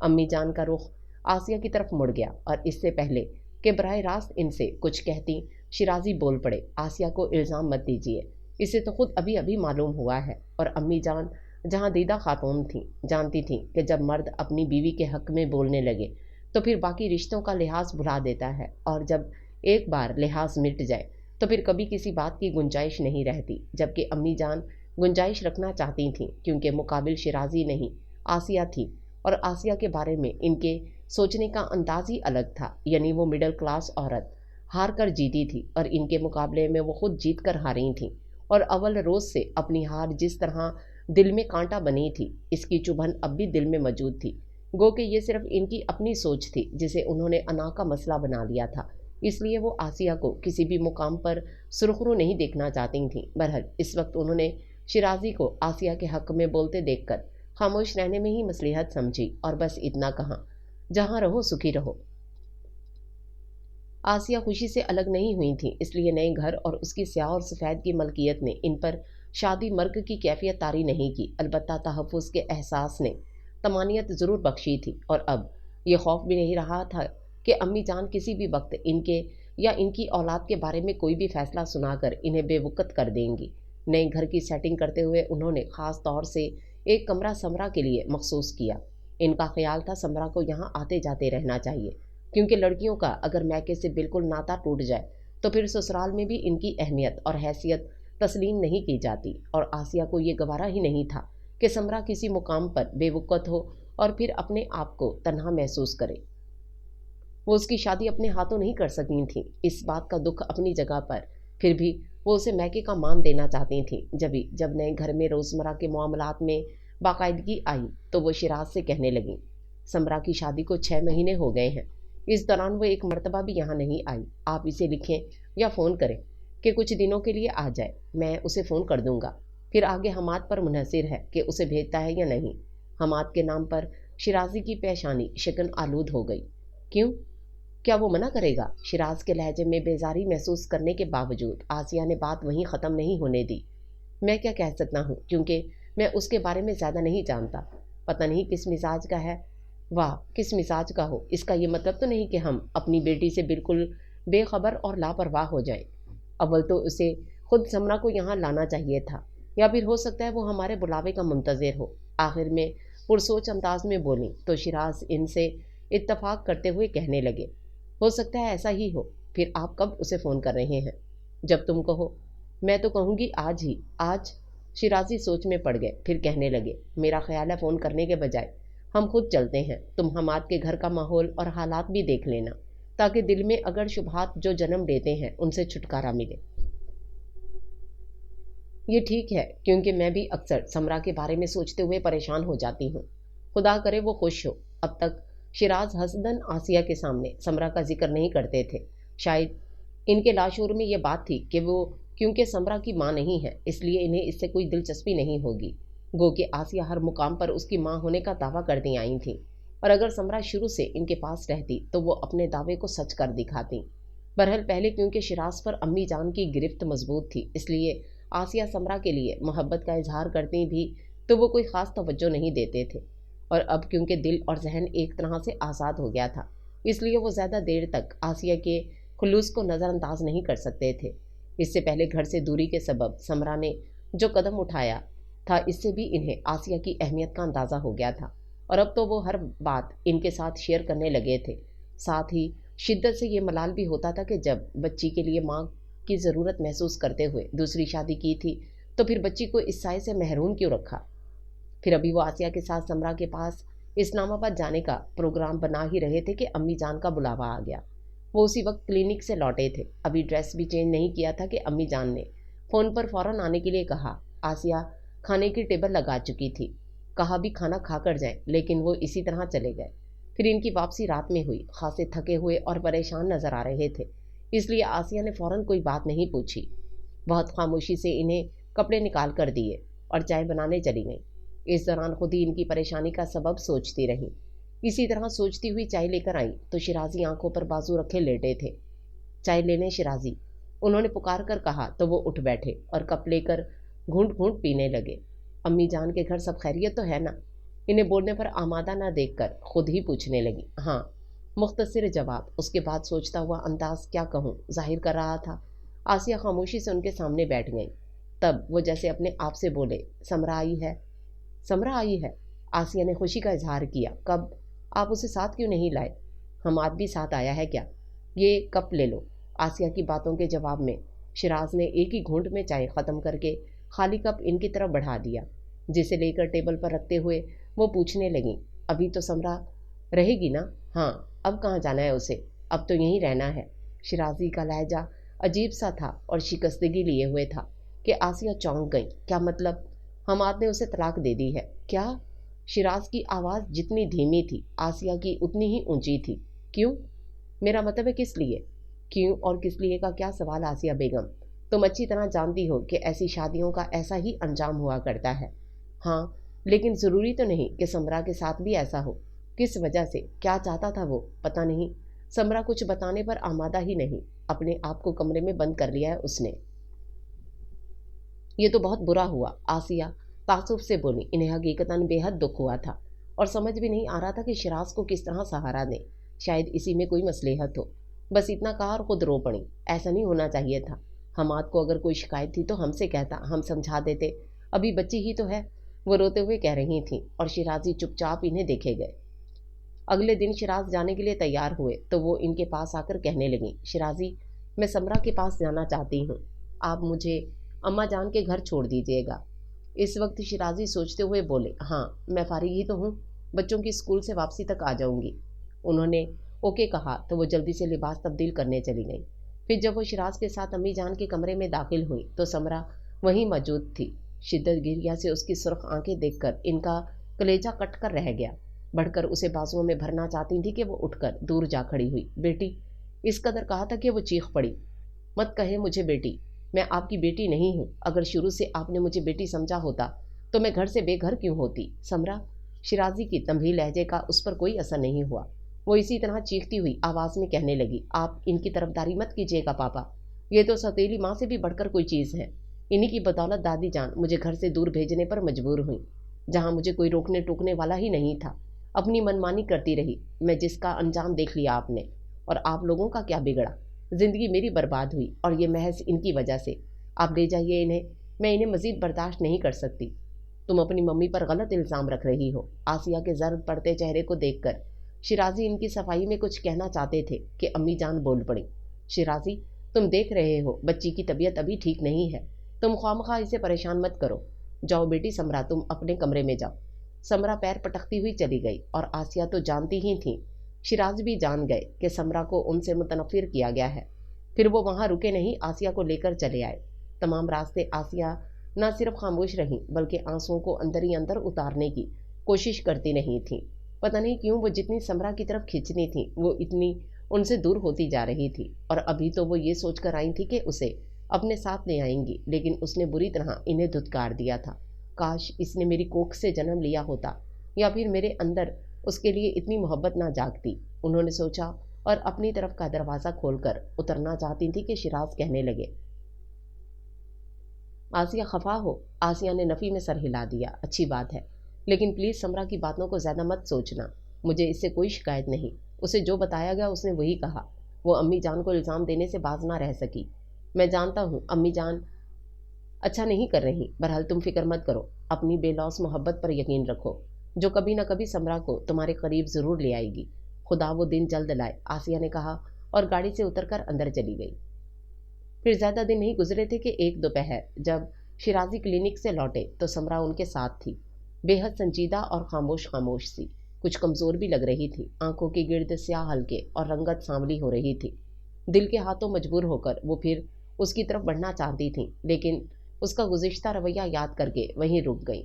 समरा अब यहीं रहेगी हमारे पास। शिराजी ये खुशखबरी सुनाकर अपने कमरे में चले गए तो वो उससे कहने लगी, मैंने तुम्हारा कमरा सेट कर रखा है, आओ तुम्हें दिखाऊं। वो चुपचाप उनके साथ चल पड़ी। अपने कमरे को देखकर उसने कोई तबसरा नहीं किया। बेड पर यूं गिरी जैसे बहुत दूर से चलती हुई आई हो। खाना खाओगी? उनके पूछने पर उसने नफ़ी में सर हिला दिया। भूख नहीं है या? नहीं, मैं खाकर आई हूँ। अच्छा फिर तुम आराम करो, मैं तुम्हारे पापा और भाइयों के लिए खाना लगा दूँ। आसिया उसके कमरे से निकलकर डाइनिंग रूम में आई तो साथ खाना लगा चुका था। अरे, वो हंसी, क्या ज़्यादा भूख लगी है? हाँ, और अब आप बैठे, मैं पापा और नोमी बंटी को बुला लाता हूँ। वो उजलत में कहता हुआ चला गया। फिर खाने के बाद हस्बे आदत सब सोने के लिए अपने अपने कमरों में चले गए तो वो समरा के पास आ गई। वो सोई नहीं थी, छत पर नजरें जमाए जाने की इन सोचों में गुम थी। आहट पर यूं ही नजरों का जाविया बदलकर इनकी तरफ देखा और उठने लगी थी कि उन्होंने रोक दिया। लेटी रहो, नींद नहीं आ रही क्या? नहीं, परेशान सोचों में घिरी रहोगी तो नींद कैसे आएगी? शायद इसीलिए इतनी कमज़ोर हो रही हो। नहीं, मेरी तबीयत ठीक नहीं है। क्या हुआ है? वो परेशानी से बोली। तुम्हारे पापा से कहूँ? नहीं आंटी। वो फौरन बोल पड़ी, पापा से कुछ ना कहें। क्यों? मैं किसी गायनाकोलॉजिस्ट के पास जाऊंगी। वो नजरें झुकाए हुए आहिस्ता आवाज़ में बोली। अरे, क्या तुम माँ बनने वाली हो? आसिया हैरत और खुशी का मिला जुला इजहार करते हुए उसके पास आ बैठी। जी, ये तो अच्छी खबर है। फिर तुम इतनी रंजीदा क्यों हो?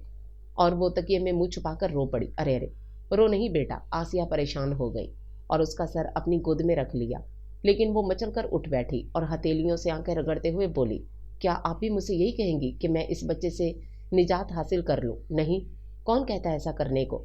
आसिया बेहद हैरान होकर पूछने लगी। दादी जान, वो मेरी कोख उजाड़ना चाहती हैं, इसलिए मैं यहाँ चली आई हूँ। लेकिन आप सुन ले, अगर आपने ऐसी कोई बात की तो मैं यहाँ से भी चली जाऊँगी।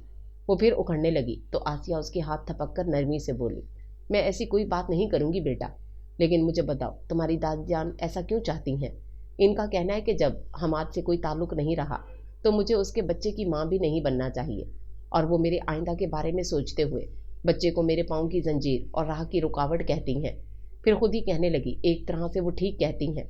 मैं अच्छी तरह जानती हूँ कि बच्चे के लिए माँ और बाप दोनों का होना किस कदर ज़रूरी है। जिसकी माँ ना हो वो समरा और बाप ना हो तो सनी। सनी? आसिया के अंदर हल्का हल्का दर्द करवटें लेने लगा और वो कह रही थी, उसके बावजूद मैं ऐसा नहीं करूँगी। मैं अपनी ममता पर जुल्म नहीं कर सकती। अगर ऐसा कर सकती तो अपना घर ना बचा लेती जैसा कि हमाद चाहता था। क्या चाहता था हमाद? आसिया चौंक कर पूछने लगी। यही कि मैं माँ ना बनूँ। क्यों? क्यों? वो कुछ देर सोचती रही और फिर कहने लगी, असल में हमाद पहले से शादीशुदा और 2 बच्चों का बाप था, लेकिन मुझसे उसने अपनी हकीकत पोशीदा रखी थी। जब मुझे मालूम हुआ तो फितरी बात है कि मैं चीखी चिल्लाई और खफा हुई लेकिन फिर मुझे समझौता करना पड़ा, क्योंकि जिस तरह अपनी मनमानी करते हुए मैंने शादी की थी, उसके पेश नज़र मेरे लिए वापसी का कोई रास्ता नहीं था। इसलिए मैंने सोचा कि अगर वो पहली बीवी के साथ मेरे हकूक भी पूरे करता रहे तो ज़िंदगी किसी न किसी तरह गुजर ही जाएगी। कदरे तौक़ुफ़ के बाद कहने लगी, फिर जब मुझे अपने वजूद के अंदर एक नए वजूद का एहसास हुआ तो मैंने सोचा था कि अब मेरी हैसियत अपनी जगह मुस्तहकम हो जाएगी। लेकिन जब हमाद को मालूम हुआ तो वो भड़क उठा। उसने साफ कह दिया कि इसे मुझसे औलाद की ख्वाहिश नहीं है, औलाद तो उसके पास पहले से मौजूद है, और ये कि मैं फौरी तौर पर इससे छुटकारा हासिल कर लूँ। लेकिन मैंने इसकी ये बात नहीं मानी। वो खामोश हो गई और दुपट्टे के पल्लू से अपनी गीली आंखें साफ करने लगी। आसिया के पास कहने को और इसे समझाने को बहुत कुछ था, लेकिन अब जबकि कच्ची उम्र कच्चे जहन की बदौलत वो सारे नाते तोड़ आई थी तो कुछ भी कहना बेकार था। इसलिए वो खामोशी रही और कुछ देर बाद वो कहने लगी, मेरे साथ शुरू से ही अच्छा नहीं हुआ। मम्मी की डेथ के बाद पापा ने 1 साल भी पूरा नहीं किया और दूसरी शादी कर ली। आप तो माँ थी, अगर अपने बेटे ही का ख्याल करके मुझे अपनी ममता के साये में ले लेती तो मैं यूं हालात का शिकार ना होती, लेकिन आपने अपने बेटे को खुद से जुदा करना मंजूर कर लिया, मेरे सर पर हाथ ना रखा। वो बड़े धड़ल्ले से अपनी तबाही का जिम्मेदार इन्हें ठहरा रही थी। आसिया सन्नाटे में आ गई। काफ़ी देर बाद अपने आप को बोलने पर आमादा कर सकी तो कहने लगी, तुम्हारा कसूर नहीं है बेटा। एक तो तुम घर से दूर रही और दूसरा तुम्हें मेरे बारे में जो कुछ कहा गया तुमने उसी का यकीन किया। कभी खुद से सोचो और देखो कि मैंने क्या किया तुम्हारे साथ। अगर ना जान सको तो अपने पापा से पूछना कि तुम्हारे लिए मेरे क्या एहसास थे और हैं। इसके साथ ही आसिया उसके पास से उठकर आ गई। इन्हें हमेशा ऐसी बातों से दुख होता था। अब भी वो अगले कई दिन तक अंदर ही अंदर कुढ़ती रही। इनकी समझ में नहीं आता था कि समरा आंखें रखते हुए भी हमेशा अम्मी जान की कही बातों पर यकीन क्यों कर लेती है, और अब तक वो उसे बच्ची समझकर उसकी बातों को नज़रअंदाज करती आई थी। लेकिन अब जबकि वो बच्चे की माँ बनने वाली थी तो इनका ख्याल था उसे इतनी अकल ज़रूर आ जानी चाहिए कि वो अच्छे बुरे की तमीज़ कर सके। फिर कितने बहुत सारे दिन गुजर गए। एक माँ जिस तरह ऐसे दिनों में अपनी बेटी का ख्याल रखती है, आसिया इसी तरह उसका ख्याल रख रही थी, लेकिन खुद को मनवाने की कोशिश उन्होंने तर्क कर दी थी। बरामदे और उसे आगे लॉन में तारीकी देखकर समरा अपने कमरे से निकल आई, ट्यूबलाइट्स ऑन की, फिर वहीं बरामदे में बैठ गई। इन दिनों वो पूरे दिनों से थी। गो के डॉक्टर ने चहलकदमी का मशवरा दिया था, लेकिन वो इतनी कमज़ोर हो गई थी कि चंद कदम में ही थक जाती। अब भी अपने कमरे से निकली तो बरामदे में बैठ गई। जहन मुख्तलिफ और परेशान ख्यालात की आम जगह तो बना ही रहता था। इस वक्त भी वो अपने हालात को सोचने में इस कदर महव थी कि गेट खुलने और किसी के आने की खबर ही ना हुई। गो के आने वाला अपने जूतों की आवाज़ पैदा करता हुआ आया था। Excuse me. इस आवाज़ पर उसने चौंक कर देखा। फुल यूनिफॉर्म में पता नहीं कौन था, जिसकी आंखें एक पल में पहचान की मंजिलें तय करते हुए चमकने लगी थीं। आप समरा है ना?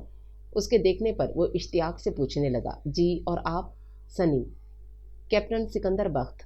उसके साथ ही उसने सलूट मारा तो उसकी नज़रें यूं ही उसके चेहरे से फिसलती हुई भारी जूतों पर जा ठहरी। बैठने को नहीं कहेंगी? वो उसे खामोश देखकर बोला, हाँ बैठो, मेरा मतलब है बैठे। वो कन्फ्यूज़ हो गई, समझ में नहीं आया उससे किस तरह बात करे। Thank you. वो कुर्सी खींचकर बैठा और इधर उधर देखकर पूछने लगा, मम्मी कहाँ है? वो और पापा कहीं डिनर पर गए हैं और साथ वगैरह तीनों भाई कोचिंग सेंटर गए हैं। अच्छा। वो यूं ही इधर उधर देखने लगा, फिर उस पर नज़रें ठहरीं तो पूरे सुरापे में उलझने लगी। आप तो गालबन मरी में होती हैं ना? उसे मुतजस्सिस होते देखकर बात करने के गर्ज से बोला, मम्मी ने मुझे आपकी शादी के बारे में लिखा था। क्या करते हैं आपके हस्बैंड? मैं अब मरी में नहीं, यहीं रहती हूँ। उसकी बात के जवाब में बस इसी कदर कहा। अच्छा, कब शिफ्ट हुई यहाँ? 6 माह हो गए हैं। 6 माह? वो हैरत का इजहार करते हुए बोला, मम्मी ने तो आपकी यहाँ शिफ्टिंग के बारे में मुझे नहीं लिखा। क्या ज़रूरी है तुम्हें यहाँ की हर बात लिखी जाए?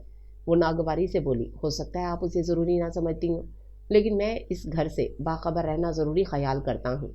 वो उसकी नागवारी महसूस करके संजीदगी से बोला, अच्छी बात है, ज़रूर इस घर से बाखबर रहो, लेकिन मेरी ज़ात से नहीं। उसके साथ ही वो उठ खड़ी हुई और वो भी उसके साथ खड़ा हो गया। शायद आपको मेरी कोई बात नागवार गुजरी है। वो अफसरदा नज़र आने लगा और वो कोई जवाब दिए बगैर अंदर चली गई। वैसी ही संगदिल जैसी के हुआ करती थी, उसने सोचा, और दोबारा कुर्सी पर बैठा तो उसकी पिछली बहुत सारी बातें याद आने लगीं। तुम मेरे भाई नहीं हो, मैं तुम्हें नहीं खिलाऊंगी, मैं तुम्हारी बाजी नहीं हूँ, मुझे समरा बीबी कहो। समरा बीबी? वो हल्के से बुड़बड़ाया और सर कुर्सी के बैक से टिकाया ही था कि गेट से गाड़ी दाखिल होते देखकर सीधा हो बैठा। गाड़ी से उतरकर शिराजी और आसिया इस तरफ आए तो वो खड़ा हो गया और आसिया के इशारे पर पहले शिराज से गले मिला, फिर किसी मासूम बच्चे की तरह इनकी आगोश में समा गया। कब आए? अभी कुछ देर हुई। कैसे हो? शिराजी का वही आम सा अंदाज था, न सर्द महरी और न गर्म जोशी। दुआएं हैं आपकी। वो शिराजी के सामने मादूब खड़ा था। साद वगैरह से मिले? आओ अंदर आ जाओ, यहाँ क्यों खड़े हो? आसिया उससे बातें करती हुई साद के कमरे में आ गई। आराम से बैठो, मैं पहले तुम्हारे लिए चाय ले आऊँ। रहने दे मम्मी, आप अभी तो आई हैं, तो क्या हुआ ये बताओ, पहले खाना खाओगे या? आप तो गालिबा डिनर से आ रहे हैं। वो इनकी बात काट कर बोला। हाँ, लेकिन तुम्हें किसने बताया? समरा ने। समरा से मुलाकात हुई तुम्हारी? जी, जब मैं आया वो बरामदे में बैठी थी। फिर कसदन उसके जिक्र से इतना बरत गया। साद वगैरह कब आएंगे? सब ठीक तो है ना? हाँ, बस अभी आते ही होंगे। सब तुम्हें बहुत याद करते हैं। क्या कर रहा है साद? मेरा मतलब है कौन सी क्लास में है? इंटर में है। दुआ करो पोजीशन ले आए। काबिल बाप का बेटा है, पोजीशन ज़रूर लाएगा। उसने सादगी से बहुत आम सी बात कही। फिर भी आसिया ने नज़रों का जाविया बदल लिया और फरार की खातिर उठते हुए बोली, तुम बैठो, मैं खाना लगवाती हूँ, सब भाई मिलकर खा लेना। अलबत्ता चाय मैं तुम्हारे साथ पीऊँगी। उसने मुस्कुराकर इस बात में सर हिलाया तो आसिया कमरे से निकल गई। अपने कमरे में आई तो शिराजी लिबास तब्दील करके लेट चुके थे। वो खामोशी से अलमारी से कपड़े निकाल कर बाथरूम चली गई। वापस आई तो शिराजी पूछने लगे, सनी चला गया क्या? आसिया को बड़ा अजीब सा लगा कि अभी तो वो आया है और अभी उसके जाने की बात कर रहे हैं। नहीं। फिर खुद कलामी के अंदाज में बोली, मैं सोच रही हूँ आज यहीं उसे रोक लो, पता नहीं कितने दिनों की छुट्टी पर आया है। साथ वगैरह आ गए? इनकी खुद कलामी सुनकर भी शिराज ने कोई तबसरा नहीं किया और बच्चों के बारे में पूछने लगे। हाँ, शायद आवाज़ तो आ रही है। ओके, तुम तो अभी बच्चों को खाना वगैरह दोगी, जबकि मुझे नींद आ रही है। प्लीज़ लाइट ऑफ करती जाना। वो खामोशी से लाइट ऑफ करके कमरे से निकल आई। पहले किचन में जाकर खुद खानसामा के साथ खाना निकलवाकर टेबल पर लगाया। फिर बच्चों को बुलाने साथ के कमरे में आई तो देखा तीनों भाई सनी को घेरे हुए थे। चलो बच्चों, खाना खा लो, उन्होंने कहा तो सब खड़े हो गए। डाइनिंग रूम में आकर साथ पूछने लगा, समरा आप ही खाना नहीं खाएंगी? उसकी तबीयत ठीक नहीं है, मैं उसे उसके कमरे में दे आती हूँ। चलो तुम लोग शुरू करो। वो इन्हें खाने का कहकर किचन में चली गई। आप ही भी अजीब हैं।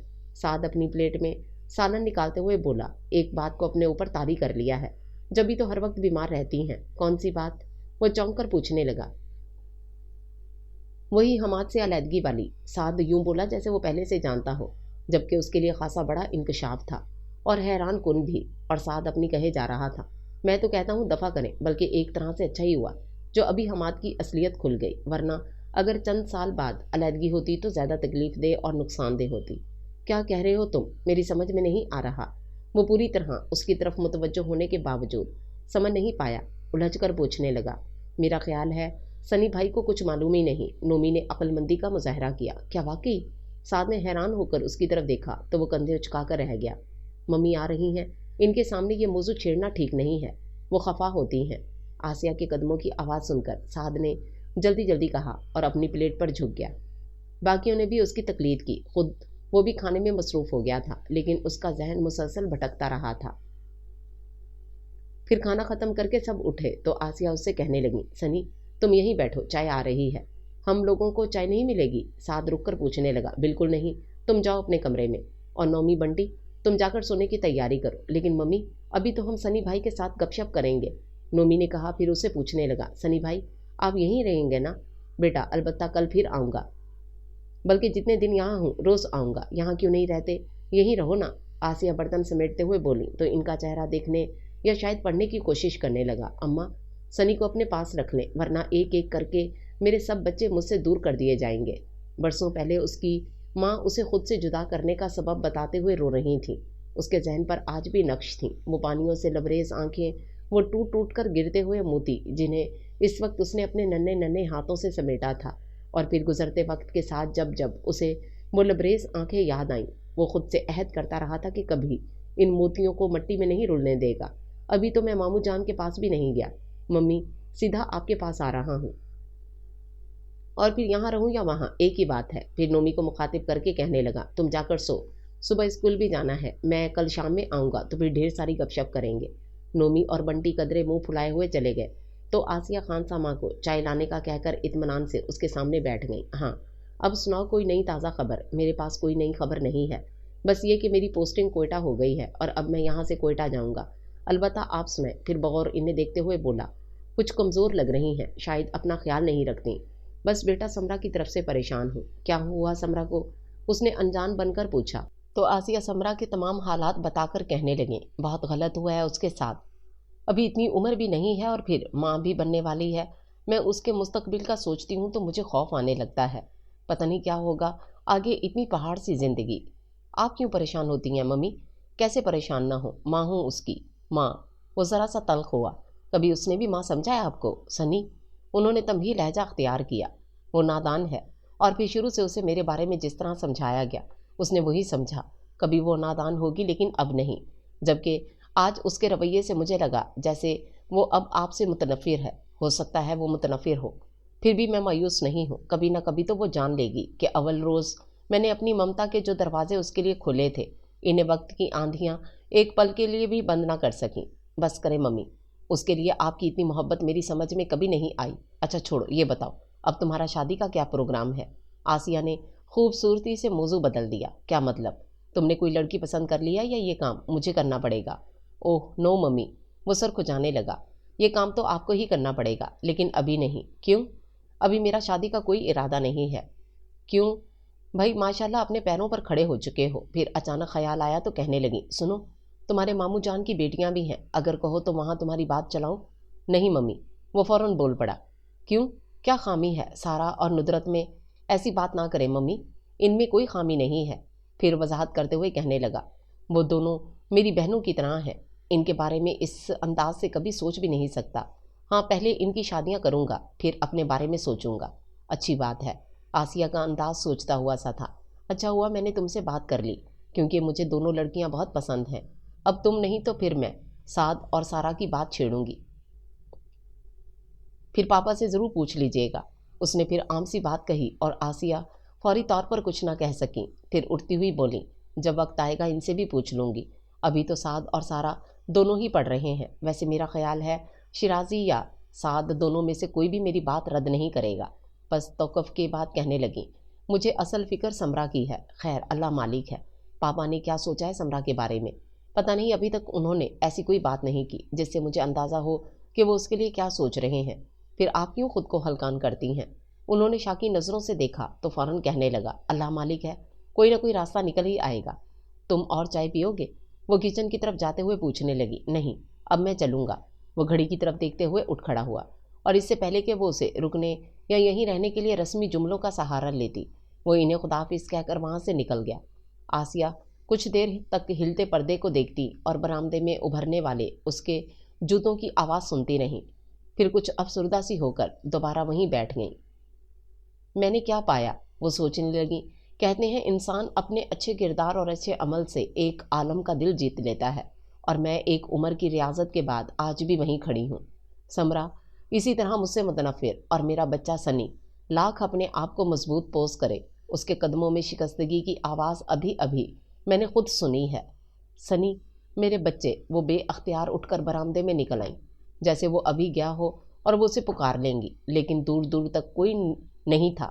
پھر بھی وہ چلتے ہوئے برآمدے کے آخری سرے تک آ گئیں۔ گیٹ سے باہر سڑک مکمل تاریکی میں ڈوبی تھی، اور ایسی ہی تاریکیاں ان کے اندر اترنے لگیں۔ پتہ نہیں کہاں کمی رہی، وہ سوچنے لگیں، مجھ سے کوتاہی ہوئی یا سامنے والے سارے پتھر تھے جنہیں میرے خلوص کی مسلسل بارشیں بھی نہ پگھلا سکیں، اور اس سارے قصے میں کسی کا کیا گیا، سراسر نقصان میں تو میں اور سنی رہے۔ آسیہ، شیراز غالباً ایک نیند لے کر اٹھے تھے۔ کمرے کا دروازہ کھول کر سوئی سوئی آواز میں پکارا تو وہ چونک کر جہاں تھیں وہیں کھڑی ہو گئیں۔ کیا بات ہے، تم ابھی تک سوئی نہیں؟ وہ بقیہ کمروں میں خاموشی محسوس کر کے پوچھنے لگے۔ تو آسیہ کا دل چاہ کہیں، جس ماں کا بیٹا اس کے پاس رکنے کی حسرت لیے شکستہ قدموں سے گیا ہے، کیا وہ ماں اب سو سکے گی؟ لیکن وہ کچھ نہیں بولی، خاموشی سے چلتی ہوئی ان کے قریب سے نکل کر کمرے میں آ گئیں۔ پھر اگلی شام جب سنی آیا تو انہوں نے سوچا آج وہ ہر صورت اسے یہیں روک لیں گی اور کہیں گی جب تک اس کی چھٹیاں ہیں وہ یہیں رہے، لیکن اس سے پہلے ہی اچانک سمرا کی طبیعت خراب ہو گئی۔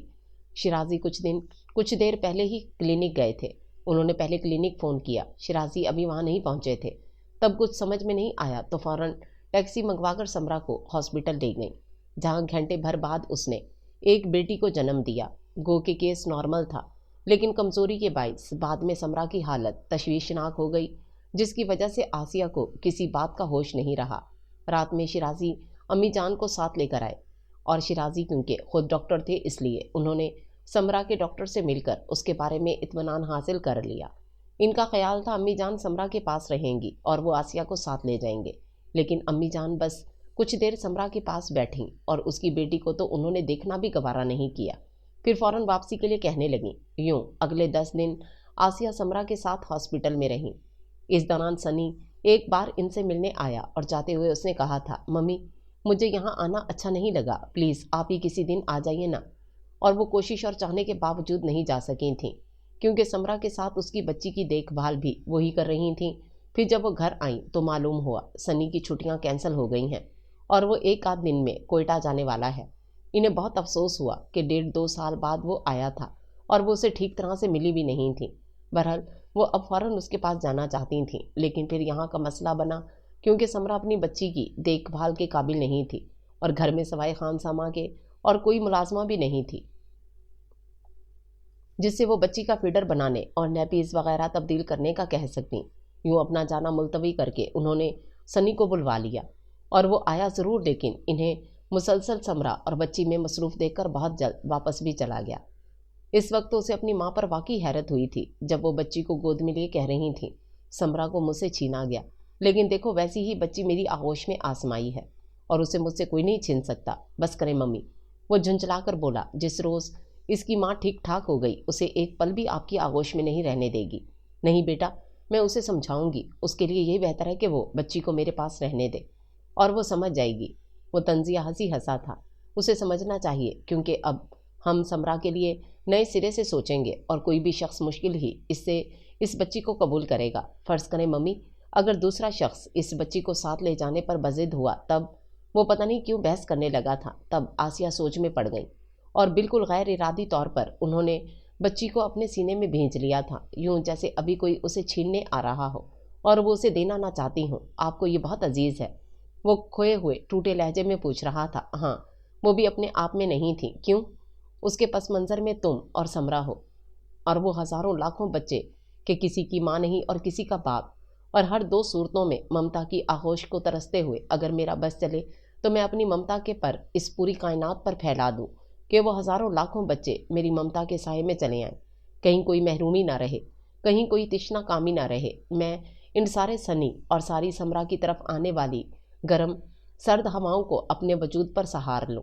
پھر خود ہی کہنے لگی، میں شاید ایسا نہیں کر سکتی، لیکن اس بچی کے لیے تو کر سکتی ہوں، اتنا کہ اسے سمرا نہ بننے دو۔ بظاہر پتھر لیکن اندر سے کانچ سے زیادہ نازک کہ ذرا سے اشارے سے کرچی کرچی ہو جائے۔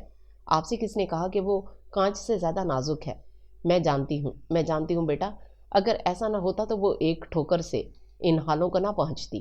اعتراف اس لیے نہیں کرتی کہ اپنی دادی کی طرح نام نہاد جھوٹی انا کا لبادہ اوڑھے ہوئے ہے۔ جس دن یہ لبادہ تار تار ہوا تو دیکھنا وہ اندر سے کتنی شکستہ اور معصوم سی لڑکی ہے۔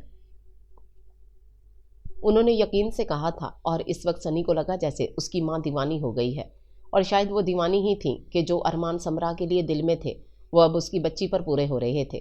سارا دن اسی میں لگی رہتیں اور سمرا کی حالت کے پیش نظر رات میں بھی اسی کے کمرے میں سوتی تھیں۔ بچی نیند میں ذرا سا کسمساتی تو وہ اٹھ کر بیٹھ جاتی اور اس کے رونے پر تو کتنی دیر تک اسے گود میں لے کر ٹہلتی رہتی تھیں۔ سمرا جہاں امی جان کے رویے سے رنجیدہ تھی، وہاں ان کی بے غرض محبتوں اور خدمت گزاریوں کی معطرف ہوئی جا رہی تھی، بالکل اسی طرح جیسے ایک بار بچپن میں وہ ان کے گرد منڈلانے لگی تھی۔ کبھی وہ ان کے بارے میں سوچتی تو حیران ہوتی، اس کی سمجھ میں نہیں آتا تھا کہ جس عورت نے بچپن میں اسے اپنی آغوش سے محروم رکھا وہ اب اس پر اتنی مہربان کیوں ہے۔ اسے یاد تھا جب وہ میٹرک کے امتحانوں سے فارغ ہو کر آئی تھی تو ان کے نرم رویے کی تعریف کرتے ہوئے اس نے دادی جان سے کہا تھا، دادی جان، آنٹی مجھ سے بہت پیار کرتی ہیں، مجھے لگتا ہے سعد، نومی اور بنٹی سے بھی زیادہ۔ یہ سب دکھاوا ہے، دادی جان نے فوراً کہا تھا، اور پھر درد بھری آواز میں ان کے بارے میں یوں تفصیل بتائی تھی، یہ عورت نہیں ڈائن ہے، تم کیا جانو میری بچی، اس نے تم پر کیسے کیسے ظلم کیے ہیں، جبھی تو میں نے تمہیں ہاسٹل بھیج دیا، ورنہ اگر یہاں رہتی تو پتہ نہیں تمہارا کیا حشر کرتی۔ دیکھنے میں کتنی سیدھی لگتی ہے، میں اسے اس لیے بیاہ لائی تھی کہ یہ تمہیں ماں کی کمی محسوس نہ ہونے دے، لیکن اس نے تو ایک دن بھی تمہارے سر پر ہاتھ نہیں رکھا، الٹا تم سے تمہارا باپ بھی چھین لیا۔ اگر مجھے معلوم ہوتا تو میں کبھی شیرازی کی دوسری شادی نہ کرتی، ماں نہیں تھی کم سے کم बाप तो तुम्हारा रहता, लेकिन दादी जान उन्होंने तो कभी मुझसे सख्त बात नहीं की। वो गए दिनों की सोचते हुए बोली थी, यही तो इसकी चालाकी है। जब से तुम समझदार हुई हो तुमसे मीठी बनकर मिलती है, वरना तुम खुद ही सोचो, अगर ये शुरू से ऐसी होती तो मैं तुम्हें इतनी दूर क्यों भेजती। ये तो है उसने दादी जान की बातों पर यकीन कर लिया था और आसिया की इतनी मोहब्बतों को बनावट पर महमूल करने लगी थी। लेकिन अब वो किसी वक्त बहुत परेशान हो जाती, आखिर अब वो इतनी मेहरबान क्यों हैं, क्यों मेरा इतना ख्याल रखती हैं। अब तो मैं मुकम्मल तौर पर इनके रहमो करम पर हूँ, जो चाहे मेरे साथ सलूक कर सकती हैं, कोई पूछने वाला भी नहीं। फिर हो सकता है दादी जान ने इन्हें गलत समझा हो, किसी वक्त ऐसा ख्याल आता तो वो उलझने लगती। लेकिन दादी जान को क्या ज़रूरत थी, उन्होंने जो देखा होगा वही मुझसे कहा। वो गलत बयानी क्यों करने लगी। इन्हीं मुख्तलिफ कैफियत में घिरे कितने बहुत सारे दिन गुजर गए। वो पहले भी बहुत ज़्यादा शौक और शरीर लड़की तो नहीं थी, लेकिन अब तो कुछ ज़्यादा ही गुमसुम रहने लगी थी। कभी साथ ज़बरदस्ती खींच लाता तो सबके दरमियान बैठ जाती, वरना ज़्यादातर अपने कमरे में ही रहती। वैसे भी अब उसे अपनी गलती का एहसास होने लगा था। इस वक्त तो यकीनन उसकी आंखों पर पट्टी बंधी थी या हमाद का जादू सर चढ़कर बोल रहा था, जो उसने अपने पापा का लिहाज नहीं किया था। बेधड़क कह डाला कि अभी और इसी वक्त हमाद से शादी करेगी। और अब जब इस वक्त और इन बातों को सोचती तो उसे पसीना आ जाता। अपने आप पर हैरत ही होती कि वो कैसे इतनी दिलेर हो गई थी, या सारी शर्मो हया किसी तरह बालाए ताक रख छोड़ी थी। गो के हमाद से अलहदगी के बाद यहाँ आने पर पापा ने उसे मुलामत नहीं की थी, लेकिन वो खुद ही उनसे डरने लगी थी। इनका सामना करने की हिम्मत बिल्कुल नहीं थी। अगर दादी जान उसकी कोख उजाड़ने की बात ना करती तो शायद वो कभी पापा के घर ना आती, लेकिन और कोई जगह नहीं थी जहाँ वो जाती, इसलिए मजबूरन उसे यहाँ आना पड़ा। अपने तौर पर वो कोशिश करती थी कि पापा से सामना ना हो, लेकिन एक ही घर में रहते हुए ये मुमकिन नहीं था। किसी वक्त अचानक सामना हो जाता तो वो कतरा कर निकल जाती। उसका ख्याल था डिलीवरी के बाद वो फिर दादी जान के पास चली जाएगी, लेकिन दादी जान अपनी बात रद्द किए जाने पर ऐसी खफा थी कि उसकी बच्ची को देखना भी गवारा नहीं किया और ना ही उसे अपने साथ चलने के लिए कहा था। उसे मुलाल ज़रूर था, लेकिन जब वो दोनों घरों का मवाजना करती तो अपने आप को यहाँ बेहतर हाल में पाती। यहाँ ना तो कोई उसकी गलती को बार बार दोहराता था और ना वक्त बे वक्त मुलामत होती। उसके बरक्स सबकी कोशिश ये थी कि वो हमाद गिलानी के साथ गुजरे मुख्तसर वक्त को फरामोश कर दे, बल्कि यूँ समझे कि उसकी ज़िंदगी में वो माहो साल आए ही नहीं थे और वो कोशिश के बावजूद इन तल्ख यादों को फरामोश नहीं कर पा रही थी। हमाद की शख्सियत तो सहर अंगेज़ थी ही, इनकी बातों में भी वो जादू था कि वो कच्चे जहन और नापुख्ता उम्र की लड़की इस बुरी तरह उसके जाल में फंसी कि उसकी खातिर सारे रिश्तों को भुला बैठी थी। अगर वो उसके साथ मुखलिस होता तो यकीनन वो अपने आप को खुशकिस्मत तरीन लड़की समझती और इस वक्त तक वो अपने ऊपर रश्क करती ही रही थी, जब तक उसकी असलियत से वाकिफ़ नहीं हुई थी। और असलियत जानने के बाद जिस बुरी तरह टूटी तो अब तक अपने आप को समेटने में मसरूफ़ थी, क्योंकि उसकी तबीयत अब पहले से काफ़ी बेहतर थी। सेहत भी अच्छी हो रही थी, लेकिन दिल दर्द से आशनाई हासिल करके बाकी हर शय से उचाट हो गया था। ये भी गनीमत था कि बच्ची आसिया से मानूस हो गई थी और ज़्यादातर इन्हीं के पास रहती थी, वरना वो कभी उसे इतनी तवज्जो ना दे पाती। फिर आसिया के बार बार समझाने पर वो घर के कामों में हिस्सा लेने लगी। यूँ उसने खुद महसूस किया कि जब तक वो मसरूफ़ रहती है तल्ख यादों से दामन बचा रहता है। फिर वो खुद मसरूफ़ रहने के बहाने ढूंढने लगी, कभी घर की साफ़ सुथराई, कभी तरतीब बदलती और कभी खानसामा को हटाकर खुद उसकी जगह खड़ी हो जाती। रफ्ता रफ्ता उसके वजूद पर छाया जमूद टूटने लगा और फिर वो फिर से ज़िंदगी की तरफ लौटने लगी। अहद रफ्सा से नाता काफ़ी हद तक टूट गया तो जहन आप ही आप आने वाले दिनों की तरफ सफ़र करने लगा और बहुत सारी बातें सोचते हुए आखिर में वो इस ख्याल पर गिरफ्त मजबूत कर लेती थी कि पापा और आंटी की मौजूदगी में उसे अपने बारे में सोचने की ज़रूरत नहीं है, वो जो उसके लिए बेहतर समझेंगे करेंगे। इस वक्त वो दोपहर का खाना पकाकर किचन से निकली थी, दुपट्टे के पल्लू से पसीना साफ करते हुए अपने कमरे की तरफ जा रही थी कि सनी को आते देखकर वहीं रुक गई। उसने दूर ही से हाथ के इशारे से सलाम किया, फिर करीब आकर पूछने लगा, मम्मी कहाँ हैं? वो अपने भाई के घर गई हैं। फिर पुरसोच अंदाज में बोली, तुम भी तो गालिबन वहीं रहते हो, तुम्हारी इनसे मुलाकात नहीं हुई? मैं आजकल कोयटा में हूँ और इस वक्त सीधा वहीं से आ रहा हूँ। अगर मालूम होता कि मम्मी मामू जान के घर गई हैं तो वहीं चला जाता। आओ अंदर चलकर बैठो। वो उसे पलटने पर आमादा देखकर बोली, मेरा ख्याल है मैं चलूँ, इस तरह तुम्हारी आंटी से मुलाकात नहीं होगी। क्या मतलब? आंटी आने वाली हैं, उन्होंने कहा है था वो दोपहर का खाना यहीं आकर खाएंगी। अच्छा। वो सोच में पड़ गया। तुम साथ के कमरे में चलकर बैठो, मैं तुम्हारे लिए स्क्वाइश अगर घर में मौजूद हो तो। वो हमेशा से मुख्तलिफ इस लड़की पर एक नज़र डालकर साथ के कमरे की तरफ बढ़ गया। اور وہ کچن کی طرف چلی گئی۔ جلدی جلدی اسکوائش بنا کر ساتھ کے کمرے میں آئی تو وہ جو جوتوں سمیت بیڈ پر دراز تھا اسے دیکھ کر فوراً اٹھ بیٹھا۔ گھر میں کوئی اور نہیں ہے؟ اس کے ہاتھ سے گلاس لیتے ہوئے اس نے پوچھا۔ سب آنے والے ہیں، پاپا کلینک سے، ساتھ نومی اور بنٹی کالج سے، اور آنٹی اپنے میکے سے۔ آپ کی طبیعت اب کیسی ہے؟ وہ ایک ہی سانس میں گلاس خالی کر کے سائڈ ٹیبل پر رکھتے ہوئے پوچھنے لگا۔ مجھے کیا ہوا ہے؟ وہ الٹا اسے پوچھنے لگی۔ پچھلی بار میں آیا تھا تو اس وقت آپ ٹھیک نہیں تھی۔ اچھا، وہ ہنسی۔ غالباً 6 مہینے پہلے کی بات کر رہے ہو تم؟ تو کیا اب تک میں اسی حالت میں رہتی؟ میرا مطلب ہے بیمار نہیں۔ وہ کنفیوز ہو گیا۔ اصل میں ممی نے بھی 1-2 بار لکھا تھا کہ آپ کی طبیعت ٹھیک نہیں رہتی، اور وہ خاصی فکر مند تھیں۔ آنٹی تو یوں ہی ذرا سی بات پر پریشان ہو جاتی ہیں، خاص طور سے آپ کے لیے۔ وہ بے اختیار کہہ گیا، پھر فوراً سنبھل کر بولا، آپ کی بیٹی کیسی ہے؟ ٹھیک ہے۔ کہاں ہے؟ کیا وہ بھی کہیں گئی ہوئی ہے؟ اس نے اپنی بات کو مذاق کا رنگ دیا۔ ہاں، وہ ہنس پڑی، وہ آنٹی کے ساتھ گئی ہے۔ کیا مطلب؟ کیا وہ آپ کے بغیر رہ جاتی ہے؟ ہاں، میرے بغیر تو رہ جاتی ہے، البتہ آنٹی کے بغیر نہیں رہ سکتی۔ وہ خاموش رہا۔ اصل میں سمجھ بھی نہیں آ رہا تھا کہ اب کیا بات کرے۔ تمہیں اگر بھوک لگی ہو تو کھانا لگا دوں؟ وہ اس کے خاموش رہنے پر پوچھنے لگی۔ نہیں، میرا خیال ہے بات لے لو، فریش ہو جاؤ گے، اتنے میں سب لوگ آ جائیں گے، پھر مل کر کھانا کھائیں گے۔ وہ اس سے 3 سال بڑی تھی تو اسی حساب سے بات کر رہی تھی، جبکہ وہ بڑا عجیب سا محسوس کر رہا تھا۔ نہیں، میں ایسے ہی ٹھیک ہوں، تمہاری مرضی۔ میں تو اس لیے کہہ رہی تھی کہ کچھ میلے میلے سے لگ رہے ہو۔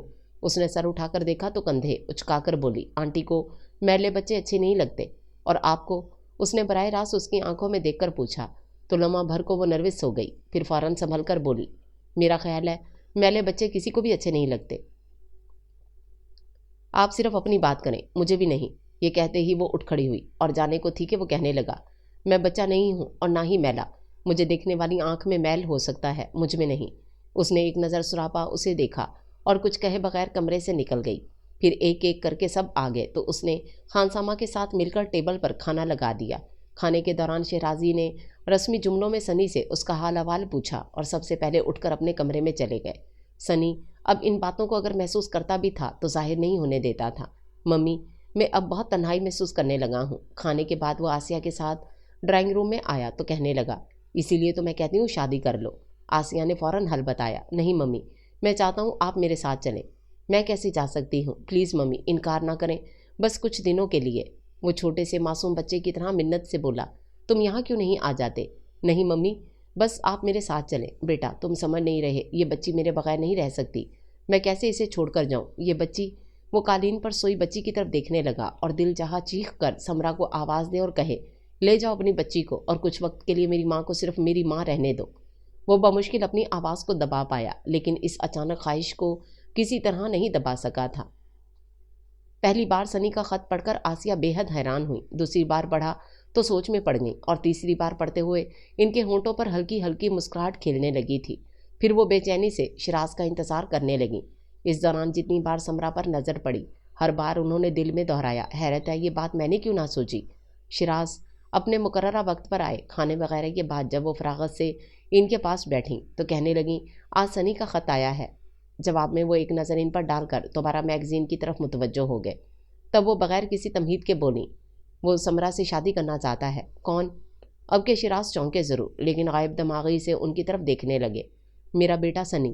آپ ہی آپ لہجے میں زوم سمٹ آیا، جیسے کہہ رہی ہوں، ہزاروں لاکھوں نہیں کروڑوں میں ایک ہے، تمہاری بیٹی کو اس جیسا کہیں نہیں ملے گا۔ سنی شرازی کی طرف ہونٹ ہلے، پھر پرسوچ انداز میں بولے، لیکن وہ تو غالباً سمرا سے چھوٹا ہے۔ تو کیا ہوا؟ میرے نزدیک تو یہ کوئی قابل اعتراض بات نہیں ہے، اور پھر جب لڑکا خود اس بات کو اہمیت نہیں دے رہا تو ہم، وہ تو ٹھیک ہے، لیکن کیا؟ وہ فوراً بول پڑیں، تم سمرا سے پوچھ لو۔ اس سے بھی ضرور پوچھوں گی، پہلے آپ تو حامی بھریں۔ وہ اسی وقت جواب سننا چاہتی تھیں۔ میں کیا کہوں؟ بیٹا بھی تمہارا اور بیٹی بھی تمہاری، جو چاہے کرو۔ وہ تو ٹھیک ہے، لیکن اگر میں آپ سے یہ کہوں کہ اس وقت آپ صرف بیٹی کے باپ بن کر سوچیں اور فیصلہ کریں تو آپ کیا کہیں گے؟ وہ یقیناً مکمل اطمینان چاہتی تھیں، اور شیرازی کچھ دیر سوچنے کے بعد کہنے لگے، پوری ایمانداری سے کہوں گا کہ سنی سے اچھا رشتہ سمرا کو نہیں مل سکتا۔ سچ؟ وہ خوش ہو گئیں۔ ہاں، جو صورتحال سمرا کو درپیش ہے، اس لحاظ سے تو یہی بہتر ہے۔ پھر بھی سمرا سے ضرور پوچھ لینا، ظاہر ہے اس کی مرضی کے بغیر تو کچھ نہیں ہوگا۔ میں کل ہی اس سے بات کروں گی، اور میرا خیال ہے آپ امی جان سے بھی بات کر لیں۔ امی جان سے؟ ہاں، ہو سکتا ہے انہوں نے سمرا کے لیے کچھ اور سوچا ہو۔ شیرازی کچھ دیر تک ان کی طرف دیکھتے رہے، پھر کہنے لگے، امی جان نے خواہ کچھ بھی سوچا ہو، تب بھی میں سمجھتا ہوں سمرا کے لیے یہی بہتر ہے، اور یہ بات میں انہیں بھی سمجھا دوں گا۔ آسیہ نے اطمینان کا سانس لیا، اور جب انہوں نے سمرا سے پوچھا تو وہ کتنی دیر تک حیرت اور غیر یقینی سے ان کی طرف دیکھتی رہی۔ پھر وہی بات کہ جو شیراز نے کی تھی، لیکن آنٹی میں اس سے بڑی ہوں۔ بہت زیادہ بڑی نہیں ہو اور دیکھنے میں چھوٹی ہی لگتی ہو، پھر بھی آنٹی میں اس کے ساتھ عجیب سا محسوس کروں گی۔ کیوں؟ پتہ نہیں۔ پھر خیال آیا تو پوچھنے لگی، آپ نے سنی سے بھی پوچھا ہے؟ اس کی خواہش پر ہی میں ایسا کر رہی ہوں۔ میرا مطلب ہے اس نے لکھا ہے کہ وہ تم سے شادی کرنا چاہتا ہے۔ میرے حالات جاننے کے باوجود وہ نظریں جھکا کر بولی۔ ہاں۔ آسیہ نے اس کے ہاتھ تھام لیے تو پتہ نہیں کیسے اس کی آنکھیں چھلک پڑیں۔ ارے روتی کیوں ہو بیٹا؟ آنٹی میں نے تو کبھی آپ کے لیے مثبت انداز سے نہیں سوچا، پھر آپ کیوں؟ میری جان، آسیہ نے اس کا سر اپنے کندھے سے لگا لیا، اس میں تمہارا کوئی قصور نہیں۔ تمہیں اگر مثبت انداز سے سوچنا سکھایا گیا ہوتا تو تمہیں ضرور اندازہ ہوتا میری محبتوں اور شفقتوں کا۔ پھر بھی میرے منفی رویے کی بدولت آپ اپنی محبتوں کے پر سمیٹ بھی تو سکتی تھیں۔ نہیں بیٹا، اولاد کے لیے دامن کبھی تنگ نہیں ہوتا، محبتیں کبھی تھوڑی نہیں پڑتیں۔